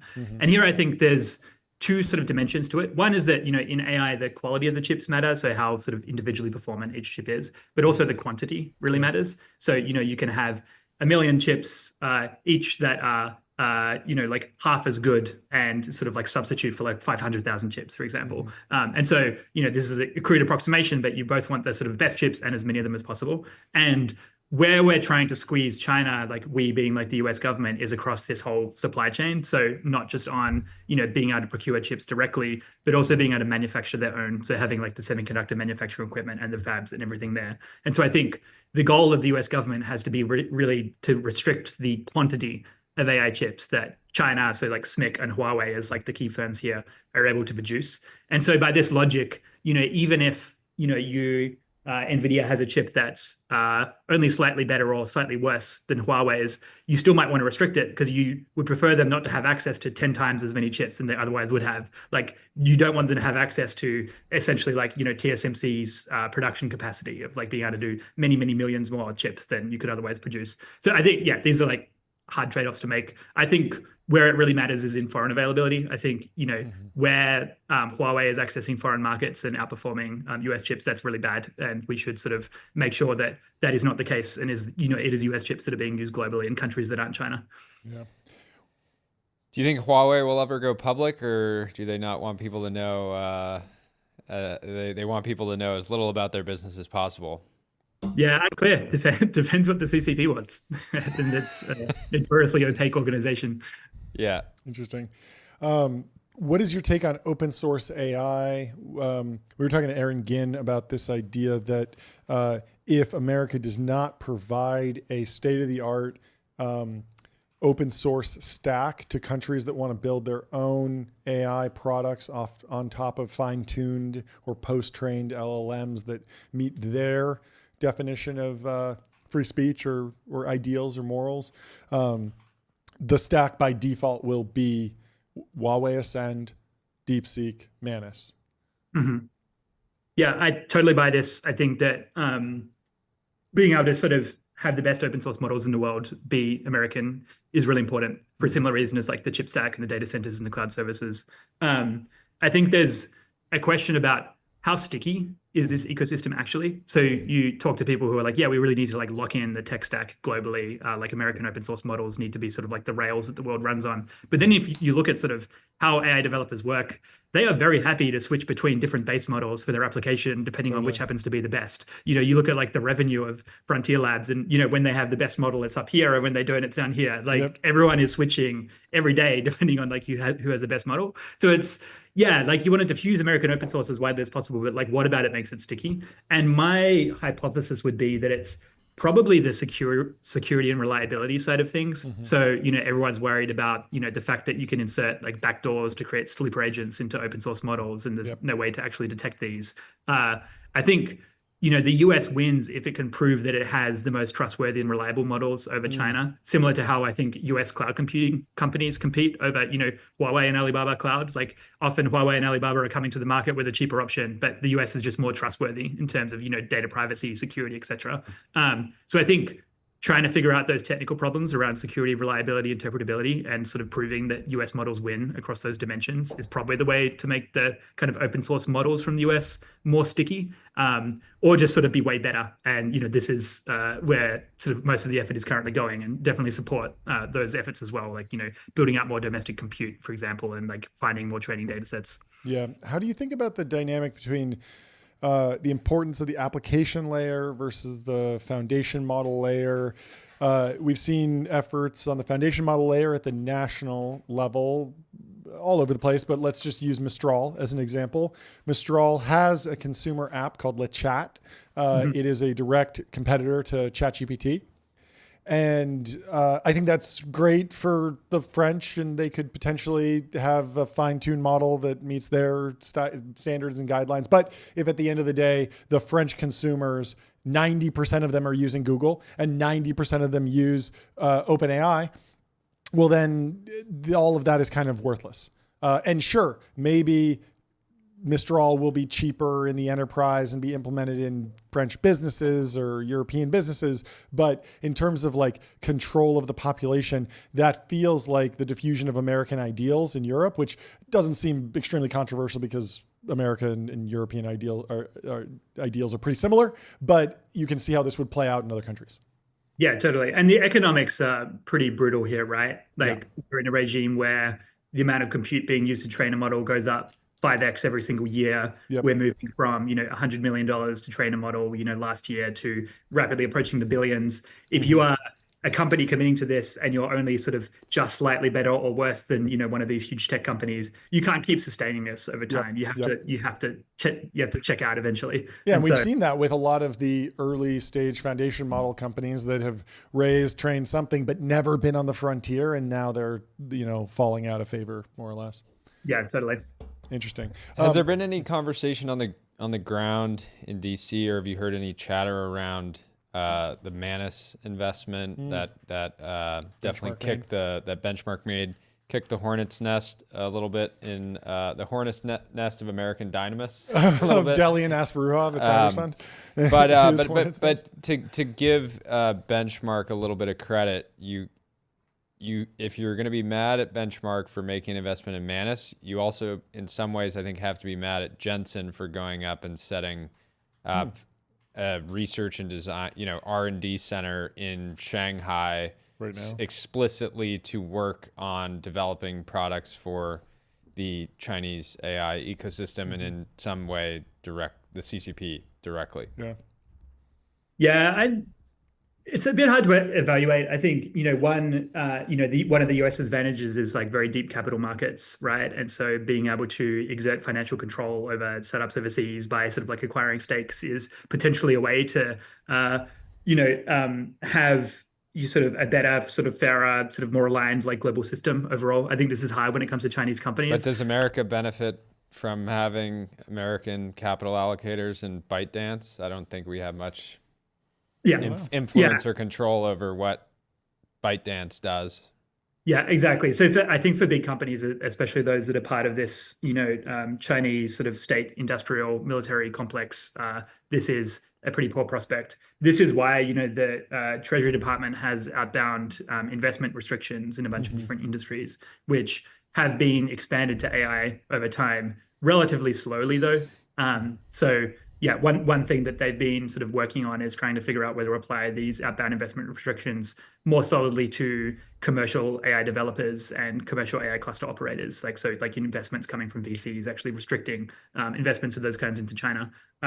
This is complicated by the fact that just like due diligence is really hard. Like, let's say you're investing into an application developer who's doing something pretty innocuous, like, automated code agents or, search or something along these lines. You don't have any control over, are they going to work with the Chinese military in the future? Are they going to be sort of like an instrument of state-backed surveillance over the local population? They're not going to tell you that, and they might not have plans to do that, but they can certainly be compelled to do that in the future. So the due diligence question is super hard. Do you think regulators or the American government needs to be thinking about the pre-training scaling law potentially not holding or reaching some sort of diminishing marginal return? We've seen the data from GPT 4.5. It feels like GPT 5 might not just be 100x bigger than GPT 4.5. It might actually be some sort of mixture of experts, different models, and more of almost like a product challenge than just a scaling and just get the more chips challenge. At the same time, OpenAI is also investing in Stargate, and there's still a drumbeat of ever larger data centers in the United States. But the overall tone of AI research labs in America seems to have shifted away from just the ever bigger transformer, and there seems to be a somewhat of a resignation to this idea that there might be more challenges on the path to ASI than merely scaling up the architecture that we have right now. Yeah, I think there's a few things here. One is that, obviously these companies are still making huge investments in clusters and energy to get to the next order of magnitude of scale. So there's some level of just, financial buy-in to the idea that, pre-training scaling will continue, but also a recognition that, we've got this other scaling law, that's sort of test time compute scaling law, and now like reinforcement learning as a paradigm that seems to really be working for language models, where a lot of companies are starting to put more of their compute resources overall. So I think the rough balance now seems to be around sort of 80-20 pre-training compute and then post-training. And I expect what we might see as we see sort of, companies who are building out these clusters and these energy sources to support them, where are they going to sort of like balance the compute allocation across those? The calculus seems to be that, pre-training compute is relatively less promising than before, and putting more of your resources in a relative sense into RL, which is sort of very much a kind of like the early stages of scaling up, is the better strategy at the moment. Yeah, I mean, the other side of this is like, as even beyond post-training and RL, as reasoning tokens and just more test time compute, more inference cost increases, maybe the real way to get a GDP boost or a competitive advantage out of AI is just to make sure that there is an H100 or equivalent for every member of your society or every citizen, because everyone will need to be inferencing at a very high level, very large model, basically constantly. And so even if you've trained the greatest model, if you can't have every single one of your citizens constantly inferencing it all day long, you're not going to see the benefits of I need my AI companion constantly on. I mean, we do need, code gen, and we need research, and we need answers. And if we're timing out, it's not just Studio Ghibli's. Code gen and deep research are going to be competing with the AI companions for inference. Yeah, probably.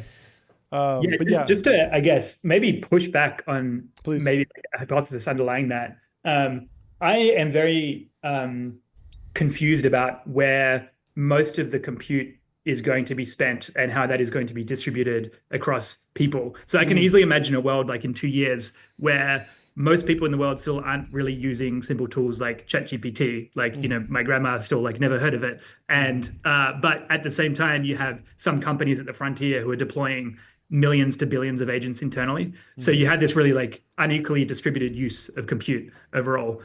So yeah, I kind of buy the idea that there'll be just like massively uneven sort of like usage of these kinds of resources, and like really like located in particular countries and within particular companies. Yes, agree in the sum total of the importance of inference and compute allocated and available for inference, but potentially disagree on the distribution of that. And I think now that you hash that out, I think that makes a lot of sense. You already see that just in the prosumer versus consumer market. I'm probably kicking off like 3 to 5 deep research reports using a lot of tokens. I'm getting my $200 worth. And there's a lot of people that are, just land on it every once in a while to toy around with it. That makes a ton of sense.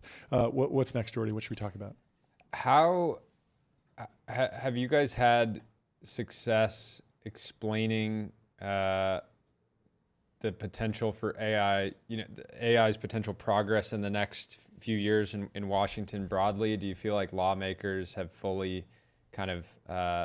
understand the potential, right? Nobody has a crystal ball. We can't predict the future, but if you sort of extrapolate trends and even just use the products today, do you feel like Washington is pricing it in, or is it still, or are people going to be, extremely surprised in the next few years? Yeah, my bet is 100% extremely surprised. I am, I think, consistently disappointed with how the lack of kind of level of AGI pilled people in DC are, even with sort of like current capabilities and like where the sort of trend is obviously going. I think like there's a lot that just isn't being priced in about kind of how weird the world is, in 5 years' time. There's also, I think, a sense in which, there's a real loss here in that if you look at technologies like the internet, which, as you probably know, like came from ARPANET, like this like DARPA funded project, as well as, early sort of genomics with the Human Genome Project. These were technologies where the government sort of saw what was coming and took sort of a really active role in shaping the development of the technology through basic R&D. So with ARPANET, for example, the focus was really on creating, a resilient network system that could survive a nuclear bomb. But also they were able to take that sort of secure network infrastructure and apply the notion of kind of like openness and freedom of information to create like a scaled global network that really represented American values and was like very secure. We don't see like an equivalent kind of level of basic R&D investment in the United States around AI. And that would be really cool to see, because there's basically a bunch of problems where, right now industry is focused on where the money is, which is, B2B SaaS apps and chatbots. But there's like a huge space of just like, if you accept that over the next few years we'll have these incredible new AI capabilities, there's all these massive, important societal and scientific problems in areas like, materials discovery, drug discovery, et cetera, where the government could be placing essentially huge bets that could pay off, within a few years. And we're kind of not doing that because we're sort of, in DC at least, failing to see sort of where the future is going and therefore what the role for this kind of basic R&D is. So yeah, there's a congressional coalition that's just started called the American Science Acceleration Project, which we're really excited about and try to build hype around. But they, I think, I have the right idea around this. But there's a deficit of this kind of thinking in DC at the moment. Last question from me: how has Meta's reputation changed in DC over the last few years? famously, Zuck goes to Capitol Hill. They don't even understand how his business model works. He says, "Senator, we sell ads." He was castigated for being too left, then too right, and a lot of political hot button issues around the Facebook app and the type of content it's servicing. Obviously, a big vibe shift there. But now it seems like Meta is increasingly a very important tool in the American foreign diplomacy AI tool chest with Llama. Llama is, of course, in their open source model that's, there's Defense Llama now. The DoD is partnered with Meta on this. And yet today we learned that their Behemoth model is struggling to improve capabilities. They're facing setbacks. Has the tune changed in DC to say, "Hey, Zuck, like, sell more ads, please, like, do more stuff. We gotta get you pumping because, like, you're a national champion now." Yeah, I'd say, like, by and large, there's different factions in DC who care about different things. Obviously, sort of Meta is going through this big, like, antitrust case at the moment as well. Yep. Has been going through it. Yeah, on the AI side, I guess it's interesting as well. Like, Meta is very much seen as kind of like the darling of, open source supremacy for the US. I think it's kind of awkward for a lot of Meta fans to see the latest batch of models and then really not be that impressive, and also potentially a bit of gaming with leaderboards and sort of what models they're releasing there. Obviously, they've executed this strategic pivot to appeal to the current administration with, getting rid of fact checking and bringing in like the community notes type approach, and that seems to have been pretty effective. But yeah, I think they've certainly got a lot of backers here. Yeah, and the open source approach, it's like really good to have like a really well capitalized company, like really like pursuing the strategy overall. But yeah, I think they're copying a bit of heat for not actually delivering on the promise to some extent. And also there's sort of like another faction that's pretty worried about open source models with capabilities that could be significantly misused, especially in the cyber domain, being like freely available to the whole world. But that's less of a concern while they're behind. Yeah, it was very interesting in the press release around this, in the management of the news that they were delaying the rollout. They didn't say, "Oh, it's too dangerous to release." They could have easily said that. That's always an easy out for the AI labs to say, "It's just too good. Trust us. We can't trust you with it. We're doing more safety research." Instead, it seems like there's a little bit of an admission that it's just not at the level we want it to be. Jordy? This might be out of scope for you, but do you think that AI is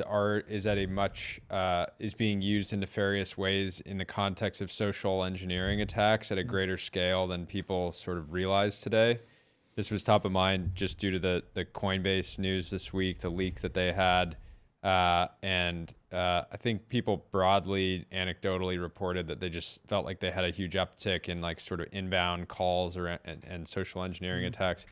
My question is AI is already, when you're using tools like Sesame and some of these lower, Sesame is obviously state of the art, but even some of these lower latency video models should already be capable at and better at social engineering attacks than like, a PhD level person globally that even if English wasn't their first language. Totally.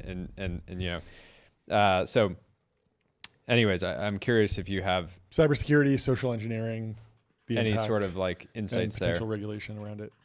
Yeah, no insights into the true extent. I will note that it is surprising to me that we don't seem to see more of this. My impression is that from sort of GPT 3.5 onwards, we've had LLMs that can produce better text, more convincing text than the kind of median phishing email, which, as you know, is often like pretty poorly written. Maybe that's deliberate, but yeah, like it's kind of weird to me that we haven't seen mass sort of spear phishing campaigns of the kind that have been possible for like several years now yet, or at least they haven't been widely reported. Maybe it's that, existing sort of filters and defensive approaches work. Maybe like we shouldn't expect actually there'd be that many people who are trying to pick this low hanging fruit and they're not technically sophisticated enough. Or maybe it's like happening and not being reported on. But yeah, I think weird. I think there's potential that it's happening, but it's happening to a demographic that doesn't even know it's happening, right? Yep. Like I don't pick up random calls, right? Like I just don't. I'm not going to answer the phone. That you know of. Maybe the last time I called you, it was actually a bot. Yeah, that's true. That's true, John. You do pick up non-random calls, but that's the point of them. Yeah. I mean, the same thing happened with the crypto stuff. Like there were a lot of the victims of cryptocurrency scams, like weren't profiled in the New York Times. And so we just didn't really hear about them because like the people that with the loudest microphones didn't fall for the scams. Yeah. Tricky. Anyway, thank you so much for joining, Tim. This was fantastic. I'm glad we survived the attacks from the nation state actors that don't want us to yap. We kept the stream up. A stream together. We really appreciate it. We'd love to have you back. And this was fantastic. Yeah. Thanks for coming on. We'll talk to you soon.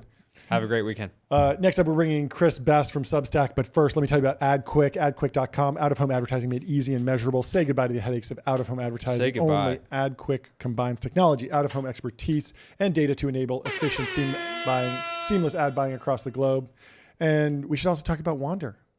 Find your happy place. Find your happy place. Book a Wander with inspiring views, hotel-grade amenities, dreamy beds, top-tier cleaning, and 24/7 concierge service. It's a vacation home, but better. Anyway, let's bring in Chris Airbnb's getting Best. distracted. Wander's doubling down. Wander's doubling down. It's a knockout, drag-out fight in the rental home market, and we recommend Wander. Anyway, let's bring in Chris Best from Substack. How you doing, Boom. Chris? Good to see you. Doing good. That jingle is unstoppable. Yeah. Unstoppable. We got to get a jingle for Substack. Yeah. What's the Substack jingle? What do you have a tagline? What's your landing page hero text? The app for independent voices. There we go. same melody. I go with take back your minds. Take back your minds. Okay. Take back your minds. Put that in the jingle. How is the process of taking back minds going? It's going pretty well. Okay. Can't complain. We Yeah. crossed 5 million paid subscriptions. Wow. That's a lot. Wow. Awesome. Apps blown ahead of, I think, all of the like legacy media apps combined. Amazing. Chris and I were in the same YC batch.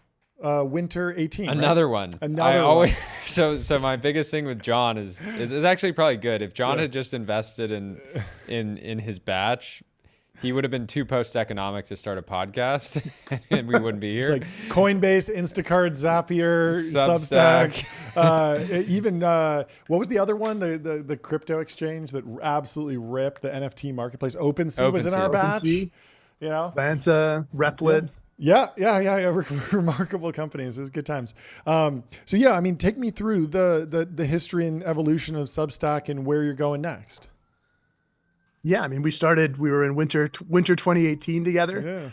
Yeah.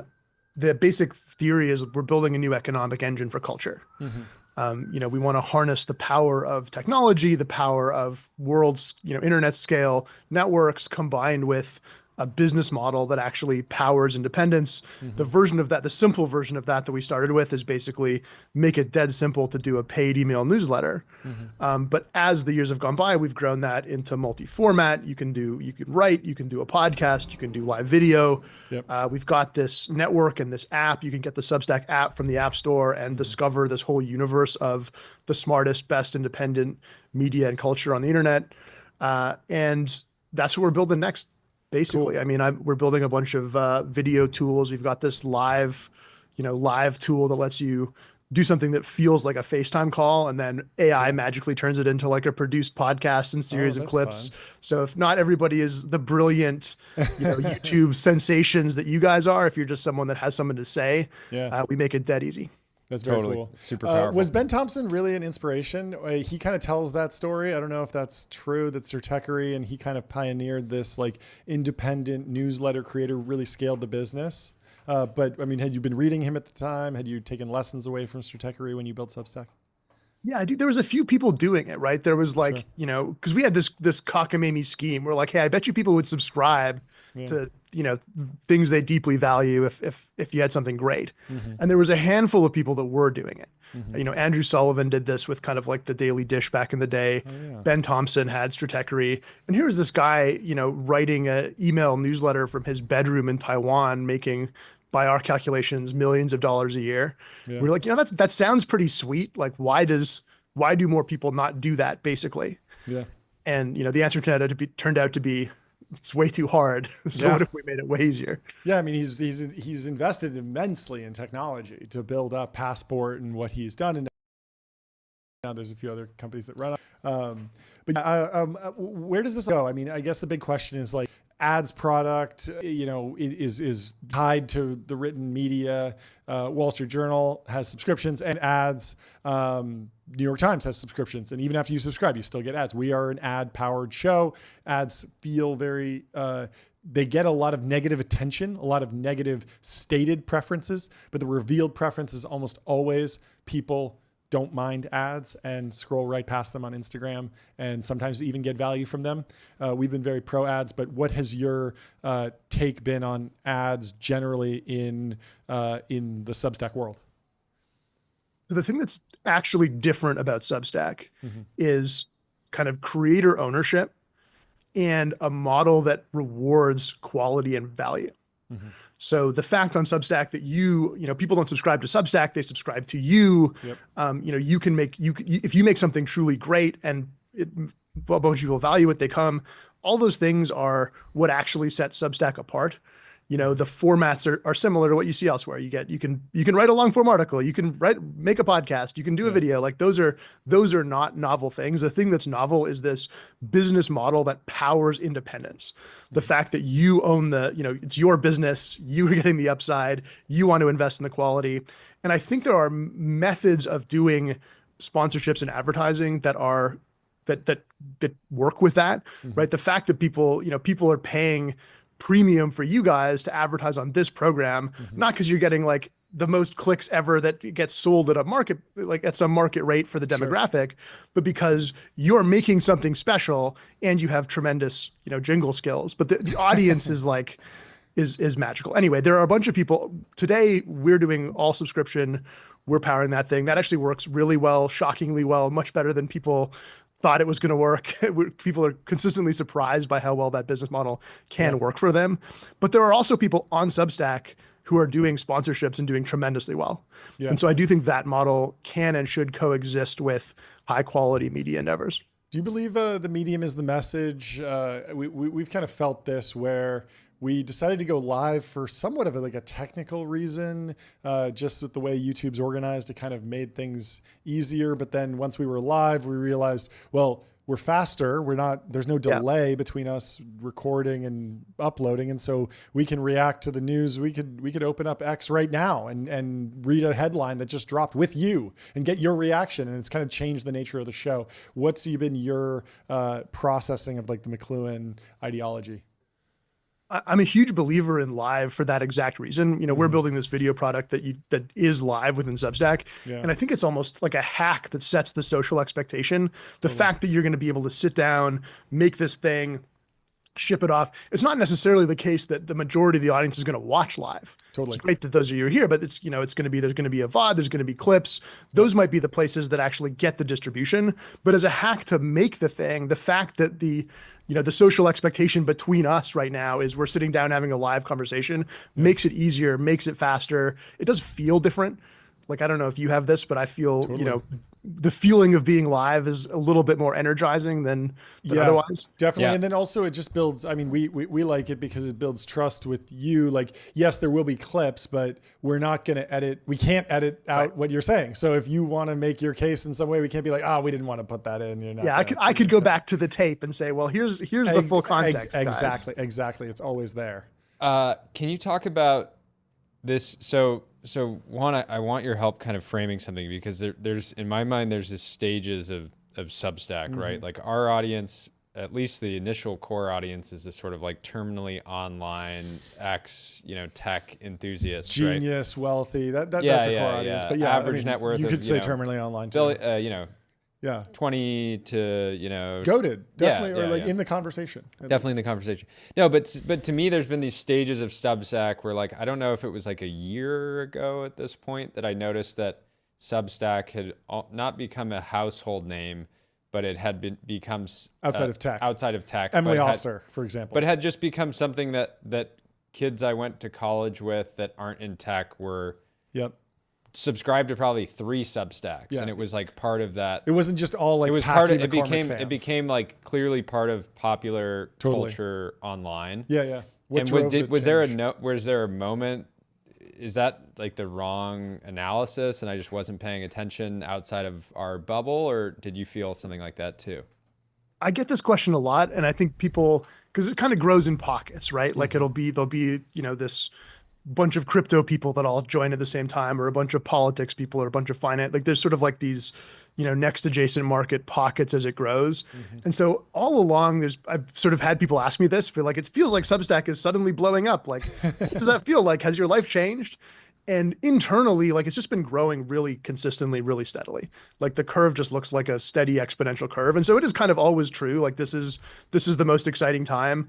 I do feel it too. Like I get less blank looks when I tell people I'm working on Substack than I used to. But yeah, it's been a steady march.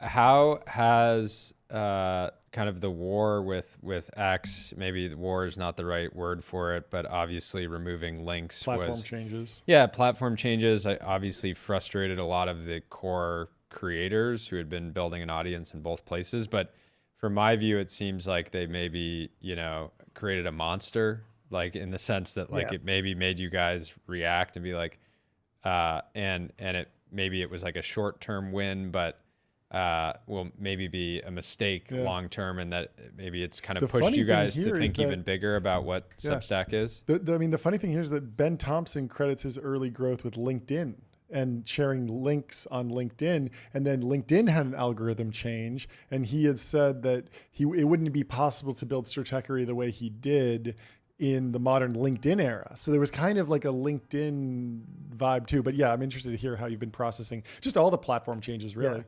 So, I mean, this has always been my theory, is if you want to build one of these businesses, you need a model that supports independence. You need people to be able to subscribe to you. And then you also need like internet scale networks to grow on. Yep. And in the old days of Substack, it would be, at the very start, like Stratechery, you'd have this newsletter, this website, but then you'd have to go on Twitter to promote it, or go on LinkedIn, or go on Instagram, or wherever. We always want you to be able to do that. We want you to be able to publish. It's not a walled garden, like put it everywhere, put it on the RSS feeds, put it on YouTube, whatever. But you're totally at the mercy then of these other platforms that don't necessarily, sometimes they go to war with you, like Elon got pissed off at us, but a lot of the time they don't care, right? Zuck can turn around and say, we're not doing politics for a little while because people got mad at us. And if you're somebody that writes about politics, that's really bad for you. And so we always knew that we needed to make our own network, our own place. Fucking Zoom reactions, man. I gotta turn that off. I think it's at the OS level. FaceTime. It's at the OS level. Yeah, I feel like I've turned this off 1,000 times, and it sometimes still comes back. If we could just shoot whoever built that feature, that'd be perfect. Anyway, we had to build a network. We knew we had to build a network. It doesn't make sense. It's not like, Facebook or LinkedIn or X or anybody's TikTok's job to help you take your audience and own it and make something independent.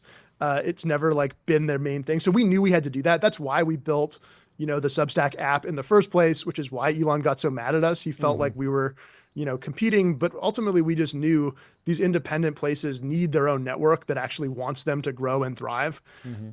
It was a big painful thing for people that were on the platform. It sucked that your links didn't work, super annoying. But it was a very small fraction of traffic. It didn't slow down the business or the numbers at all. There was a lot of Sturm and Drang. It was very for people that are had a big Twitter presence and were trying to make a Substack, it was very painful and stressful, but it didn't slow down the growth at all. That's cool. What's yours in the team's sort of decision-making process? It feels like at a bunch of different points with Substack, you could make a product decision that might drive immediate, basically make the number go up, but maybe wasn't aligned with the kind of platform that you wanted to be, and maybe not even aligned with humanity. And on that note, there's sort of this interesting thing where every platform, maybe other than Substack, is sort of converging on being the same app, this sort of short form slopification of social media, where it's doing a slot machine with information, and it feels like Substack is orienting around long form content. We had Jason Fried on yesterday. So that's sort of rambling, but no, I completely agree. I was going to ask the same question. I feel like if I land on a Substack link, it's going to be written by a human. It's not going to be particularly sloppy. I might not like the particular topic or something, but I feel that it's going to have this premium vibe to it, I guess. And I'm wondering if are we just early and there's a coming wave of slop, or that you're gonna have to fight, or well, I mean, here's my take on this. Please. Is I think if you put yourself in the position you described, where it's like, hey, we've got this business, we're trying to make the number go up, and we either need to make the number go up or we need to make something that's good that we believe in, and we kind of have to like make that choice. I think as soon as you have to make that choice, that already sucks, because both of those choices suck, right? It sucks if you kind of give up your principles and make the number go up, but it also sucks if you stick with your principles and the business, like it hurts the business and the business doesn't thrive. Ultimately, the business of Substack needs to grow and support the thing we're making. And so the thing that we've tried to do is yoke the success of the business, set up the business model and the fundamental way that it works, so that in order to make the number go up, we have to do the thing that's actually good. So an example of this is, the way that we make money is it's completely free to publish on Substack to any size audience. You guys should cross-publish on Substack, by the way. That'd be sick. I know. And then we only make money when you make money, right? So we're trying to help you grow. We make money when you make money. And so, we have an algorithm the same way that Twitter or TikTok has an algorithm. We even support short form video. You can see clips, you can read long form stuff, you can watch a long form podcast. But it turns out that when you're tuning the algorithm to introduce people to things that they deeply value and might pay for, the emergent effect of that is very different than if you take the same technology and point it at the goal of get people to spend as much time here as possible. Yeah, that makes sense. Because I might pay and then be satisfied, close the app, but that's a win for the algorithm. Yeah, our algorithm says great, right? Whereas, Elon's been public about the links thing. It used to be just Substack. Now it's everyone. He's like, yeah, if you're scrolling your feed, you click into a long form post, you go and read that thing and get deep value from it, you just tank the metrics. Yeah. You're not seeing any ads. Like, what are we doing? Yeah. It makes sense. How is the health of the overall creator economy? There was a big boom where venture capitalists were investing in the creator economy. That's kind of died down, but how healthy is the creator economy broadly? Well, we were joking yesterday that Erewhon in many ways in LA is a product of the creator economy. There has to be double-digit percentage of Erewhon's revenue. It's just creator revenue, that flows in different ways and then just goes into in there for sure. A lot of G-Wagons in the parking lot. It's the LA equivalent of like the .com bubble. Yep. Erewhon bubble. I've never liked the term creator economy. Even the term content creator kind of gives me hives. Here's the thing that I think is not going away is, the media landscape is shifting. The legacy models have been eaten up by internet things that don't necessarily support, the old businesses. And there's this shift to a shift in power to independent creators, people like you that can just set up, start a thing, make something that matters, earn the trust of people by going direct, building an audience. I think that trend is extremely robust. I think that thing is sort of inevitably going to happen at this point, but I do think it's sort of undecided which version of that future we get. And so we see the thing we're working on at Substack is to try to bring about kind of like the best and most valuable version of that future. But I think that shift is not going away. Yeah. I mean, you talking about the content creator as a bad term. Do you prefer journalist, writer, like more specific scalpel-like terms? Is that what you're getting at? Or what specifically don't you like about the idea of the word content or the word content creator, phrase? It's pre-rational, man. It just kind of feels, it feels like a slop version, right? Yeah, You're a journalist, you're a writer, you're a podcaster, an analyst, thinker, analyst, broadcaster, filmmaker, comic. There's a million things you can be. And totally. I've made my peace with creator. Like it's a good generic term. Yeah. But I think there was a moment where we kind of like cargo culted the creator economy and everybody got really sort of hyped up about it in a fluffy way and missed the deeper thing that is actually still happening. What actually happened is that there was like a specific data point, which is that VCs realized that content creators were the fastest growing SMB category. And they were just like, okay, we should deploy like $1 billion. We got to make money off this. We got to find a way to make money on this. And the thing that people missed is that had been it was sort of like a decade into that trend. And so people funded a lot of businesses that were like banks for creators, but a creator's like, why would a creator not just use, we use Ramp, right? Like, or why would a creator not just go to Bank of America and just get a bank account, right? And so I think the sort of interesting investable opportunities were the Substacks, which is like a new economic, not to use your tagline, but like creating a new economic engine for media. They should have invested in Erewhon, because that's like the grocery store for creators. Yeah. Or it's all down they should have just bought stock in Mercedes, because they make the small Linda SUV wagon. for the creator economy. I want to talk about the value of curation versus instantiation of ideas. I'm not sure if you've been following Ben Thompson's erosion of like the evolution of like the printing press to the internet, making distribution zero marginal cost, to the instantiation of ideas with GPT and deep research and language models. It's become easier and easier to create a deep research report. The writing is good. It still feels like you can tell when it's AI written, but it's at least fine. Yeah, it's at least fine. But I guess the question is, are there any Substackers out there that are openly using AI tools to write, but the value that they bring, the human element, is just curation? Because sometimes I feel like I should just share all the deep research reports that I put together because they're cool and I'm asking interesting questions, and the humanness comes from the question that I'm asking, and very few people would think to ask that question to deep research, and the answer is less important than the question, versus just the general trend in language models. If you have any takes there.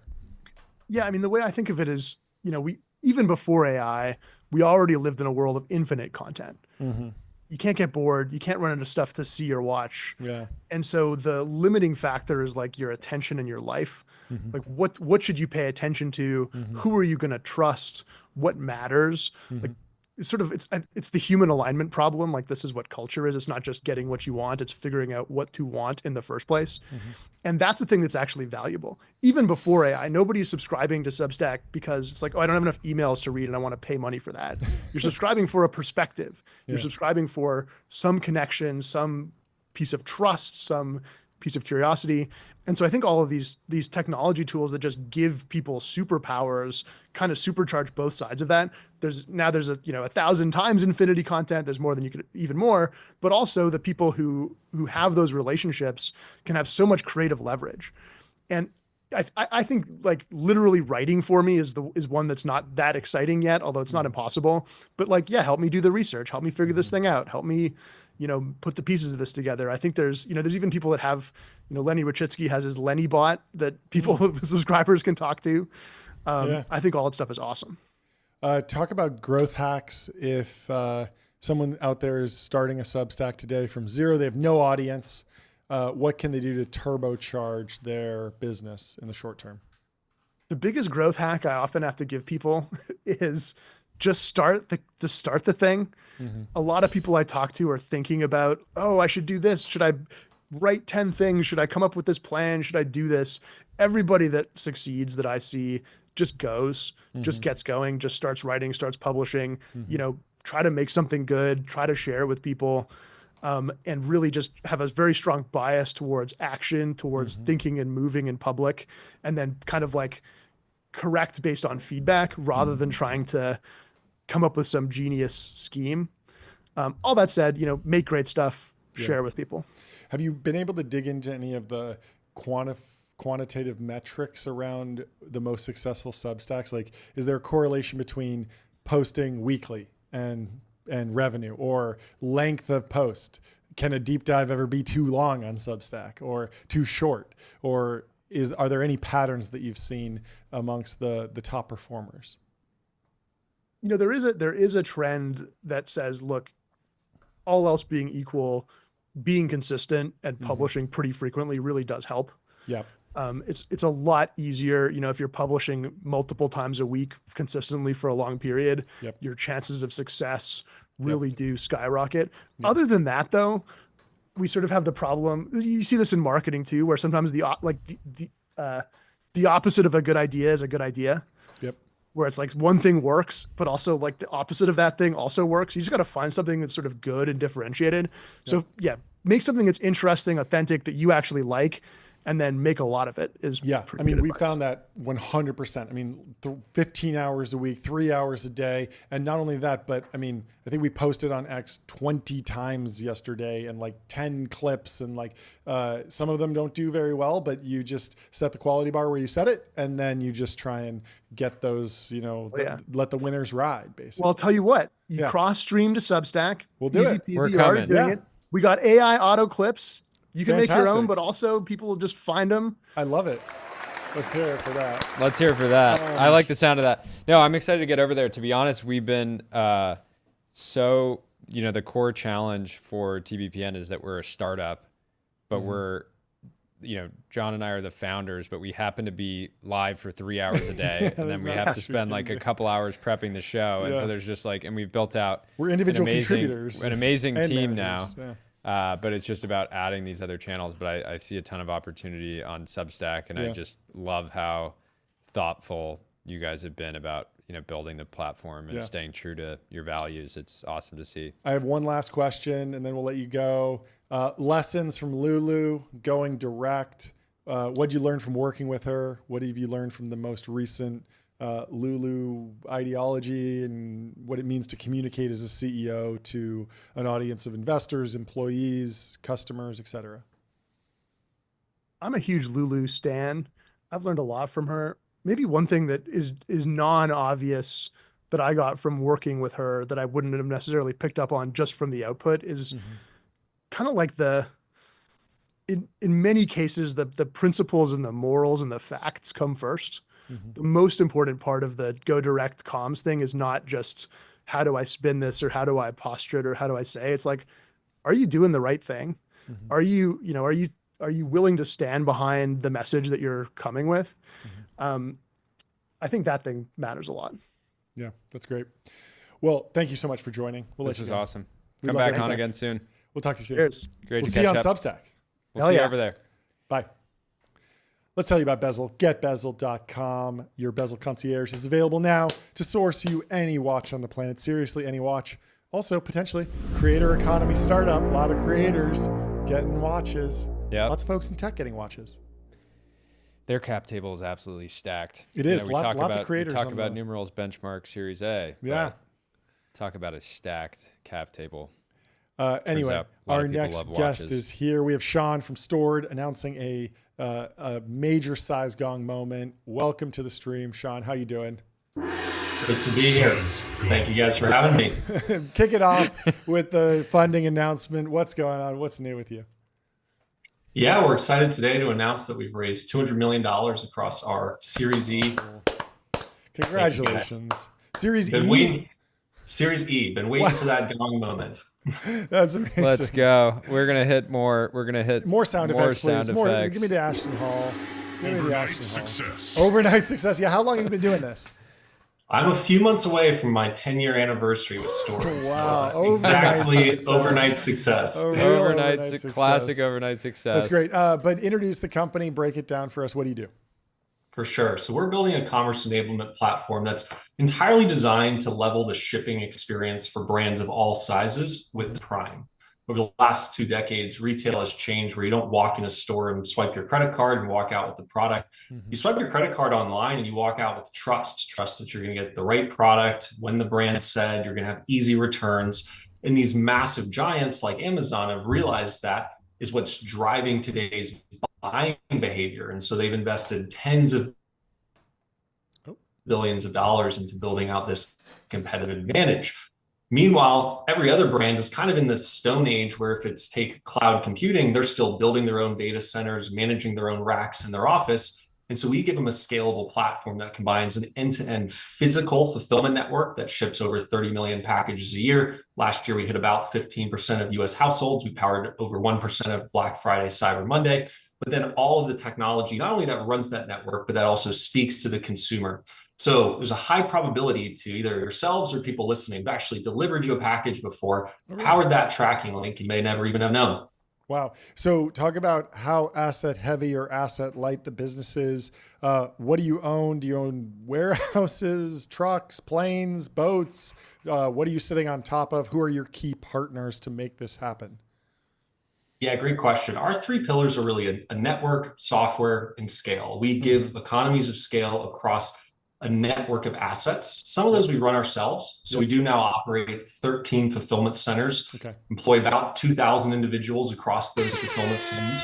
There we go. Congratulations. That's huge. It's crazy. Keeps me on planes all the time, constantly going to a different city. But then about 70% of our business is an entirely asset-light network, existing warehouses, existing trucks, particularly existing last mile carriers where we manage a network of about 36 of them. But then all of that overlaid with our technology so the customer has one consistent experience no matter where we deploy their inventory.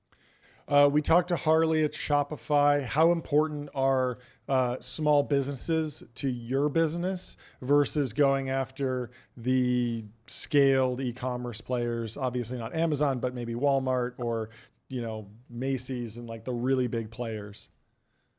Great question. I'd say we're kind of squarely in the middle where we serve a lot of mid-market brands, about 500 of today's market leaders. So we power all of the deliveries for brands like Athletic Greens, Seed Health, True Classic Teas, Proactive the skincare, Quip the toothbrushes, Billy the razors. It's a lot of today's kind of multi-hundred million revenue leading brands, the types of companies you'd see walking the aisles of a Target, for example. Yeah, is that mostly founder led? I imagine that a lot of the founders of those companies kind of in your boat, been in business maybe a decade, raised a bunch of money and kind of at the same conferences.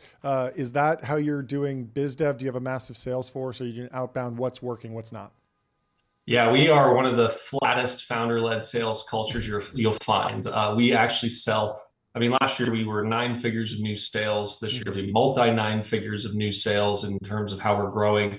We have a 7-rep sales team. And so we are on the plane all the time, meeting with our different brands, meeting with these customers. And I think that's actually one thing that blew away investors in this round. If you look at our last 4 quarters of sales beats, we were 3x our Q1 goal this Q1 alone. We hit most of the year. We have a fraction of a kind of percent of revenue on sales and marketing and R&D to a lot of peer companies, yet a lot of ROI. This is such a funny interview because not only is it live, which is obviously a little higher stakes, but there's also a very chaotic soundboard potentially throwing you off. Well, there's so many, I don't want to throw you off. It's good news. That's my personal reaction. But if you can make it through a TBPN interview, like Bloomberg or CNBC is going to be a walk in the park. Walk in the park. 2 minutes, no soundboard, really easy. You got a question? What was the dynamic? I imagine the last, 5-6 weeks have been intensely stressful just because of what your underlying customers have been going through. Did the round get kind of done before that, or were you simultaneously navigating trade? I imagine you were navigating a trade war and a new financing. Just sounds intense, but what did the timeline look like? Yeah, we kind of come to the principle that everything crazy happens at once at Stored, so it's never a time off. I'd say that we were laying the groundwork for some of this before the trade war really started. And it kind of threw a big wrench into the fundraise in terms of some people realized how good it was for us and some people got really scared. Thankfully, and I'm so fortunate to say, Stored grew massively at other issues. Take COVID, take war breaking out, take UPS or Canada Post strikes. All those are a reason for a brand to say, you know what, I'm not going to face this on my own. I don't have the economies of scale to stay flexible. I don't want all the risk on my business. Let me go to a network like Stored. And so thankfully, very similar here, where there's really 2 tariff issues going on. One is anything that comes into the ports from other countries in large quantities, and that's kind of the standard tariff people are talking about. The other one is the de minimis, IMEX, Section 321, all these e-commerce brands sending small packages into the US, not via a container on the water, just a small package where if it's under $800, they haven't paid taxes or tariffs on the import. That was really made for people like us, individuals traveling internationally, sending products back to families, and it got exploited into this massive program where about half of Shopify's top 100 e-commerce businesses were shipping from outside the US. And so when that changed, all of a sudden, all these brands had to have this influx of volume into the US. And these traditional providers, again, back to kind of the data center analogy, are telling them, oh, we can get you live and set up a new fulfillment center for you in 6 to 8 months. we had a case study with that True Classic t-shirt brand, multi-hundred million revenue retailer. Took them live from meeting us and signing to fully outbound shipping in 18 days. And that's only possible on a tech-driven network. How much of the business is international versus domestic? About 9% of our revenue would be either packages leaving the US or actually holding inventory internationally. Okay. I have another question. Go for it. I noticed that the raise was a mix of debt and equity. What are you using debt for? And how do you think about, is this the first time you've really included debt in a big fundraise? And then I have more questions that we can riff on after that. Yeah, I think for Stored, we're at a late stage where part of what we announced in this round is profitability, which I think is a lot rarer in a category like ours. We've spent multiple quarters in a row now consistently profitable. And that's compared to venture times when you're in a rapid delivery business and people are wondering, are we using venture dollars to subsidize fast deliveries? Well, I think the proof is in our unit economics and in that profit. But at the same time, we still had a strong balance sheet from the $300+ million we had raised prior. And so when we looked at this round, we kind of said, let's raise the right amount of equity, but let's also use the scale, the profitability to complement the balance sheet with the right cost of capital and the right flexibility. And part of it comes down to, we actually have been acquisitive in the past as well. We've acquired 3 businesses over the last few years, all existing fulfillment centers, because we've just seen if we onboard existing infrastructure to our technology, we can multiply the success of those customers, the profits of the acquired business, and more. And so plan to be on the lookout for more opportunities like that as we keep growing, which I think, funny enough, we started that, our first one in 2020, very not in vogue for venture-backed businesses to be making acquisitions. Now with this kind of AI wave and more, there's actually some specific funds that are just being built to roll up traditional businesses and apply technology to them. What are you seeing that's exciting around actual fulfillment, automation, and robotics? This has been obviously a tough challenge that, again, the major players have invested billions of dollars at this point into. And yet oftentimes fulfillment is still a very manual sort of process. Yeah, it feels like if you're building a 3PL from the ground up, it's maybe easier to think robotics first, especially if you're a tech company, young, you're obviously aware of everything that's happening in AI, but at the same time, hard to replace a human. They're pretty versatile. Yeah, we're very excited about both AI and robotics because labor and humans are one of the biggest costs in a business like Stored. And going all the way back to day one starting, even back then, we were seeing peer startups in different cohorts and accelerators and more that were building drones for inventory scanning and all this robotics. And it oftentimes shocks someone when you step back and you say, hey, you realize over 60% of US warehouses aren't even using a digital WMS. They're doing pen and paper-based picking. It sounds like it's made up. It doesn't sound possible, but it's true. And so then you kind of look at this gap of where the industry is. And if they can't even get to that kind of threshold one, getting to humanoid robots or AI deployed on how to slot in a warehouse is essentially impossible. And so there's such a fundamental advantage when we've built an entirely vertically integrated tech stack of, we're really the only ones like Amazon when we're making you that promise in the cart, hey, order now, you'll get it by 5 p.m. tomorrow or the next day. We're actually going through not only the front-end consumer tech, the order management layer, the transportation management layer. We're looking at, we actually have this unit in Las Vegas right now. We can get it to California by tomorrow if we ship it right now. And so we're connecting that vertically integrated system, which just gives us so much more opportunity to deploy robotics, AI, and more. And so a lot of it's on the AI wave right now. How do we use it to optimize demand planning, inventory placement, parcel selection, promise to the consumer, and more? And the next phase is we've been using some robotics, particularly around the conveyance, slotting, and picking in the facilities. But when you can go from static with a moving arms to both moving arms and moving legs with a humanoid, it gets really interesting.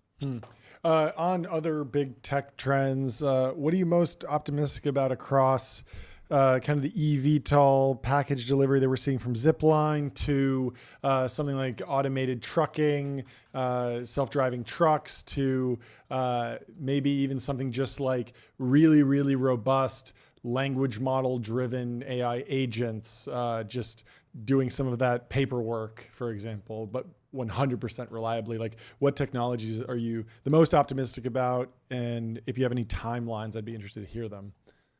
Ooh, timelines is always the question mark, because even some of the ones you just mentioned, there's been heavily debated and now disproven timelines over the last decade already. So Yeah. I struggle to make promises, but which one would have the biggest impact on the customer experience? Which one should we be really rooting for in terms of just speeding up the time to delivery and reducing the cost? I think any form of autonomous delivery, whether the amazing teams over at Zipline and that kind of localized rapid last mile, some things that failed even at Amazon, like the driverless kind of sidewalk robots, anything that helps connect that last mile autonomously bends the cost and speed curve so dramatically that that's probably where we remain the most hopeful and excited. But with a model like Store being the network, essentially what we're doing is aggregating the demand and putting it on one form of tech. But a lot of these businesses you're mentioning are actually key partners of ours, where somewhere in our network, we're able to kind of test this net new technology. So same thing with one of the major grocery and kind of food delivery platforms. We have a pilot in a few cities for same day delivery for some of our brands, 2 hour or less type delivery. But you wouldn't assume if you looked at Store that we're working with that type of company because it's buried in the network. So anything autonomous last mile, anything humanoid in a facility, and really anything around demand planning with AI, I think that is the most critical, because if you talk to brands, demand planning is the thing that really only enterprises will say they do well. And I think most of them are a little self-infatuated when they say they're doing it well. Demand planning is the biggest struggle in anything physical supply chain, and speaks to the problem our friends at Peloton had during COVID. It's really hard. I'm looking at the bottom of our ticker. It's Polymarket has the U.S. recession in 2025 dropping like a stone. Let's hear it for the U.S. economy. But my question for you is, are you seeing data on the health of the U.S. consumer? How is demand in the U.S. economy? Yeah, we have a really interesting kind of front line to the consumer across a lot of industries. We've purposefully positioned to very macro resilient industries, things like health and beauty. You still keep the same makeup and skincare in bad times, things like nutrition and supplements, very similar. A lot of subscription orders that we fulfill, almost 50% of the volume we ship. And so thankfully our brands have been pretty well insulated, but we actually saw an interesting trend in April, which was an uptick for many of them. And we were questioning it, saying, is this consumers buying because they think prices are about to go up, or what is this signal? And so far we haven't seen a kind of bullwhip from that negatively in May. And so year to date, our metrics and kind of markers to the consumer have actually remained pretty strong, even though there's a lot of kind of fear and uncertainty when you watch the news and look at the macro. Let's go. Let's hear it for the American consumer. Endlessly relentless. Undefeated. This has been fascinating. Thank you for coming on. I remember the first time I heard about you and Stored was from John at Strike, I think in 2021, and he was just so incredibly bullish on you, and I can see why. So thank you for coming on, and congrats to the whole team on the milestone. It means a ton. We're very proud to have Strike led, and I think something like 50% of the Store investor base has joined TBPN so far. I saw Nick Kleiner, Chad at Sousa, and so we're super thankful for not only their support. Send us more. Well, come back on when you have interesting data too. You don't need to come on just for fundraising news. If you're seeing stuff that that'd be great. You think would be interesting to us and the audience, we'd love to have you back on. Thanks so much. We keep the news flowing, so we'll reach back out soon. Thanks, guys. We'll talk to you soon. Cheers, Sean. See ya. A little soundboard. What a chat. Spice it up, elevate the energy at the end of a long week. It's Friday, but that doesn't mean we can't listen to the Ashton Hall sound effect, which I haven't gotten enough of. We're going into the timeline, John. The timeline. Okay, welcome to the TBPN timeline where we review the best posts. Many people said, it's almost 5 on the East Coast. They're going to stop. They're going to stop streaming. They're going to stop podcasting. They can't podcast for more than 17 hours a week. We did it. We had multiple 4-hour streams this week. Yeah, big week. Never podcast weekly, always podcast strongly. Always podcast strongly and daily. Scientists used CRISPR to rewrite DNA inside a living baby, fixing CPS1, a rare lethal liver disorder. No transplant, no viruses, just 3 tiny LNP CRISPR doses, gene design dose to dose in less than 6 months. Personalized gene therapy is finally a reality today, says Didi, the world's first personalized CRISPR therapy given to baby with genetic disease. What a white pill. What a fantastic story. The footage from this is it's really, amazing. really sweet. So there's a whole video about this. You should go and watch it this weekend. But Didi goes on to say, right now, this is applicable to single gene well-mapped mutations in organs that can safely be reached, which affect thousands of babies every year. It costs under $5 million now, so that's obviously expensive. It'll need to come down further, and it was covered in all the mainstream media. But what a fantastic piece of news. A baby's life was saved by CRISPR. I remember learning about CRISPR back when my co-founders were at Caltech, and it was kind of this hot technology. There'd been actually a few previous technologies to edit DNA. Zinc finger nucleases was one of them, and all the hot PhD research being done in bio and biophysics back in, this was like 2012, 2013 at Caltech, and their bio division was all about CRISPR. There were a couple people that spun out companies around this technology. Jennifer Doudna won the Nobel Prize and has a fantastic biography written by Walter Isaacson all about that journey. It's a very interesting technology. It took so long to get here, but it's finally having an impact. I mean, it already has in many ways, but very, very exciting to follow. Good story. Also, amazing. Out of the scientific community, wonder if we could get gene therapy to make us even closer to golden retrievers. I knew you were going to go there. Absolutely. Yeah. Just permanently change my DNA so I can only be friendly. Yeah. Just turn off the unfriendly gene entirely. Yes. And also make me hotter and dumber, because that's key. You can't just be friendly. You also have to be hot and dumb if you're going to go full golden retriever mode. Anyway, I love this. Headline from the Wall Street Journal. Forget humanoids. At MIT, worms and turtles are inspiring a new generation of robots. Pull up this image. This is such a great image. Yeah, look at this turtle robot. He's so proud of his turtle robot. It's great. CSAIL, which is their artificial intelligence laboratory, envisions robots beyond humanoids, including soft, flexible, and even edible designs. Edible robots. You're going to eat your robot. You're going to be able to eat your robot. Live in the pod. This is what eat the robot. This is what Josh Wolf was talking about, right? Yeah, let's explore every potential magical form factor of developing robot. Soft robots like a sea turtle. Somebody acquired robot.com this week too. They came out with it. Edible robots for non-invasive surgery. So you eat the robot, it crawls around inside you and cleans you up, and fixes you up, sews you up. If you have internal bleeding or something, eat a robot. It'll sew you up, I guess. Russ's lab is also using new types of AI models inspired by the neural networks of worms to power robot brains. What a fun story. Anyway, and this is something that's actually gone on before. I found a different video from a different group. It says, we have created a robot based on the leatherback sea turtle, which is alive today, leisurely swimming in motion. Next, we plan to modify it to an ancestor of the leatherback sea turtle that remains as a Mesozoic fossil to make it swim. And I think this is just like, I don't know, Roboksaki? I don't know. Very interesting. It's just swimming around. Just made a robot turtle. Fun. People like turtles, Very cool. I guess. We talked about a few of this. What are the other funny posts? More fallout from Google. The design lead. Android Auto. This is somebody's LinkedIn profile if you're on audio. Yeah. This person says, spent 40% of my time arguing with the worst PM I ever worked with, 20% managing and coaching amazing designers, and 40% on the inefficient overhead of simply working at Google.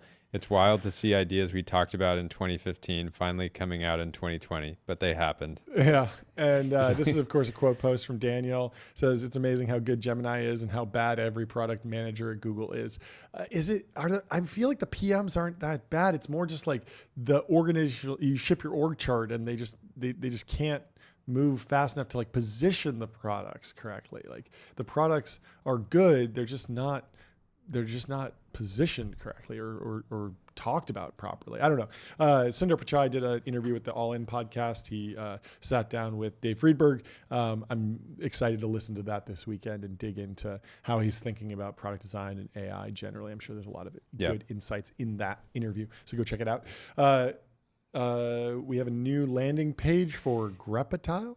This is not going to come up. I just thought this was a fantastic website. Okay. And the AI it's hard code to reviewer, catch 3x more bugs, merge 4x faster, 100% code base context. We got to pull up the. Greptile. I'm going to share it. It's a fun name. These AI companies, these SaaS companies, sometimes they get wild. All right, team, it's in the chat. Let's pull this up. Great SaaS name. You got to see the animation though, because the static image. So the Greptile, the lizard is eating catching bugs. Oh, that's good. Little on the nose with the metaphor. Do we got it? Do we got it? But we respect it. Oh, look at this. Cute. Very cute. That is a fantastic website. I like it. That's fun. I love to see it. That's great. Dan Romero giving us a shout out. Little shout out. I'm excited to have Dan on the show. Yeah. We're getting him locked in. TBPN format works because it generates daily content flowing out of the 48-hour timeline zeitgeist that can be cross-posted in video favoring algos on every major social network. Weekly podcast is too slow and stale in comparison. The only live competition is CNBC, and they are too slow, boomer, downstream compared to Twitter. Interesting. 48-hour timeline. Was the Daily Show. We're on a 24-hour timeline. No, we sometimes catch stuff a little late. It's true. Right? Yeah. We got to be more on top of it. We got to spend more time. But we're newsmaxing. We're newsmaxing, folks. So thanks for the shout out. Again, thank you for a wonderful week. Yeah. I hope everybody has a fantastic weekend. Do you want to talk about the public.com vibe investing? Yeah, we should actually options. cover this. This is very cool. So public.com, obviously sponsor of the stream, has launched the ability to create synthetic portfolios around basically any investment idea you have. And then back test them against the broader market, yes, which is where it gets really interesting. So we have a couple of these pulled up that we can share with you. The first one is Founders Fund funded companies that have graduated and gone public. How did they do in the public markets? And you can see companies that were backed by Founders Fund have done 659% return over this test versus 150% in the S&P. Sequoia's done similarly, little up and down here for Sequoia, 123% versus 147 in the S&P 500. Yeah, a little bit rockier, but Excel's you have to done imagine very well. 589% versus 150 in the S&P. A16Z's also done well with 406% total return versus 150% in the S&P. And this is where it gets really interesting, John. Yes. The F1 index. Very These fun. are companies that sponsor F1 teams. Yes. And they have dramatically outperformed. Yes. The S&P, 317% total returns versus 147% for the S&P but over perhaps the same time period. The best portfolio that they tested is the compensation size lords. These are highly paid CEOs, often controversial. 2,000% return based on investing in CEOs that get paid a lot versus 176% in the S&P over the backtest period. That's actually insane. All right, insane. Turns out when CEOs get paid well, shareholders benefit. Outperform. And also, who else outperforms? Bald CEOs. Let's give it up for the bald CEOs. 433% versus 150 in the S&P. Fascinating. Bezos probably doing a lot of heavy lifting there. A lot of heavy lifting, yeah. But you got the Brian Armstrongs, yeah, right? Strong. He's got a good. I mean, this is insane. I'm interested to just continue tracking this over time because it really tells an interesting story. Yeah. Not investment advice, obviously, but never investment advice. Always entertainment advice. Steve Ballmer, another bald CEO. There's a ton of them. Yep. A lot of good bald CEOs out there. So, shout out to your bald friends. Anyway, thank you for watching. Leave us 5 stars on Apple Podcasts and Spotify, and we will see you on Monday. Thanks for watching. I cannot wait. We'll see you soon. Bye. Cheers. Have a good weekend.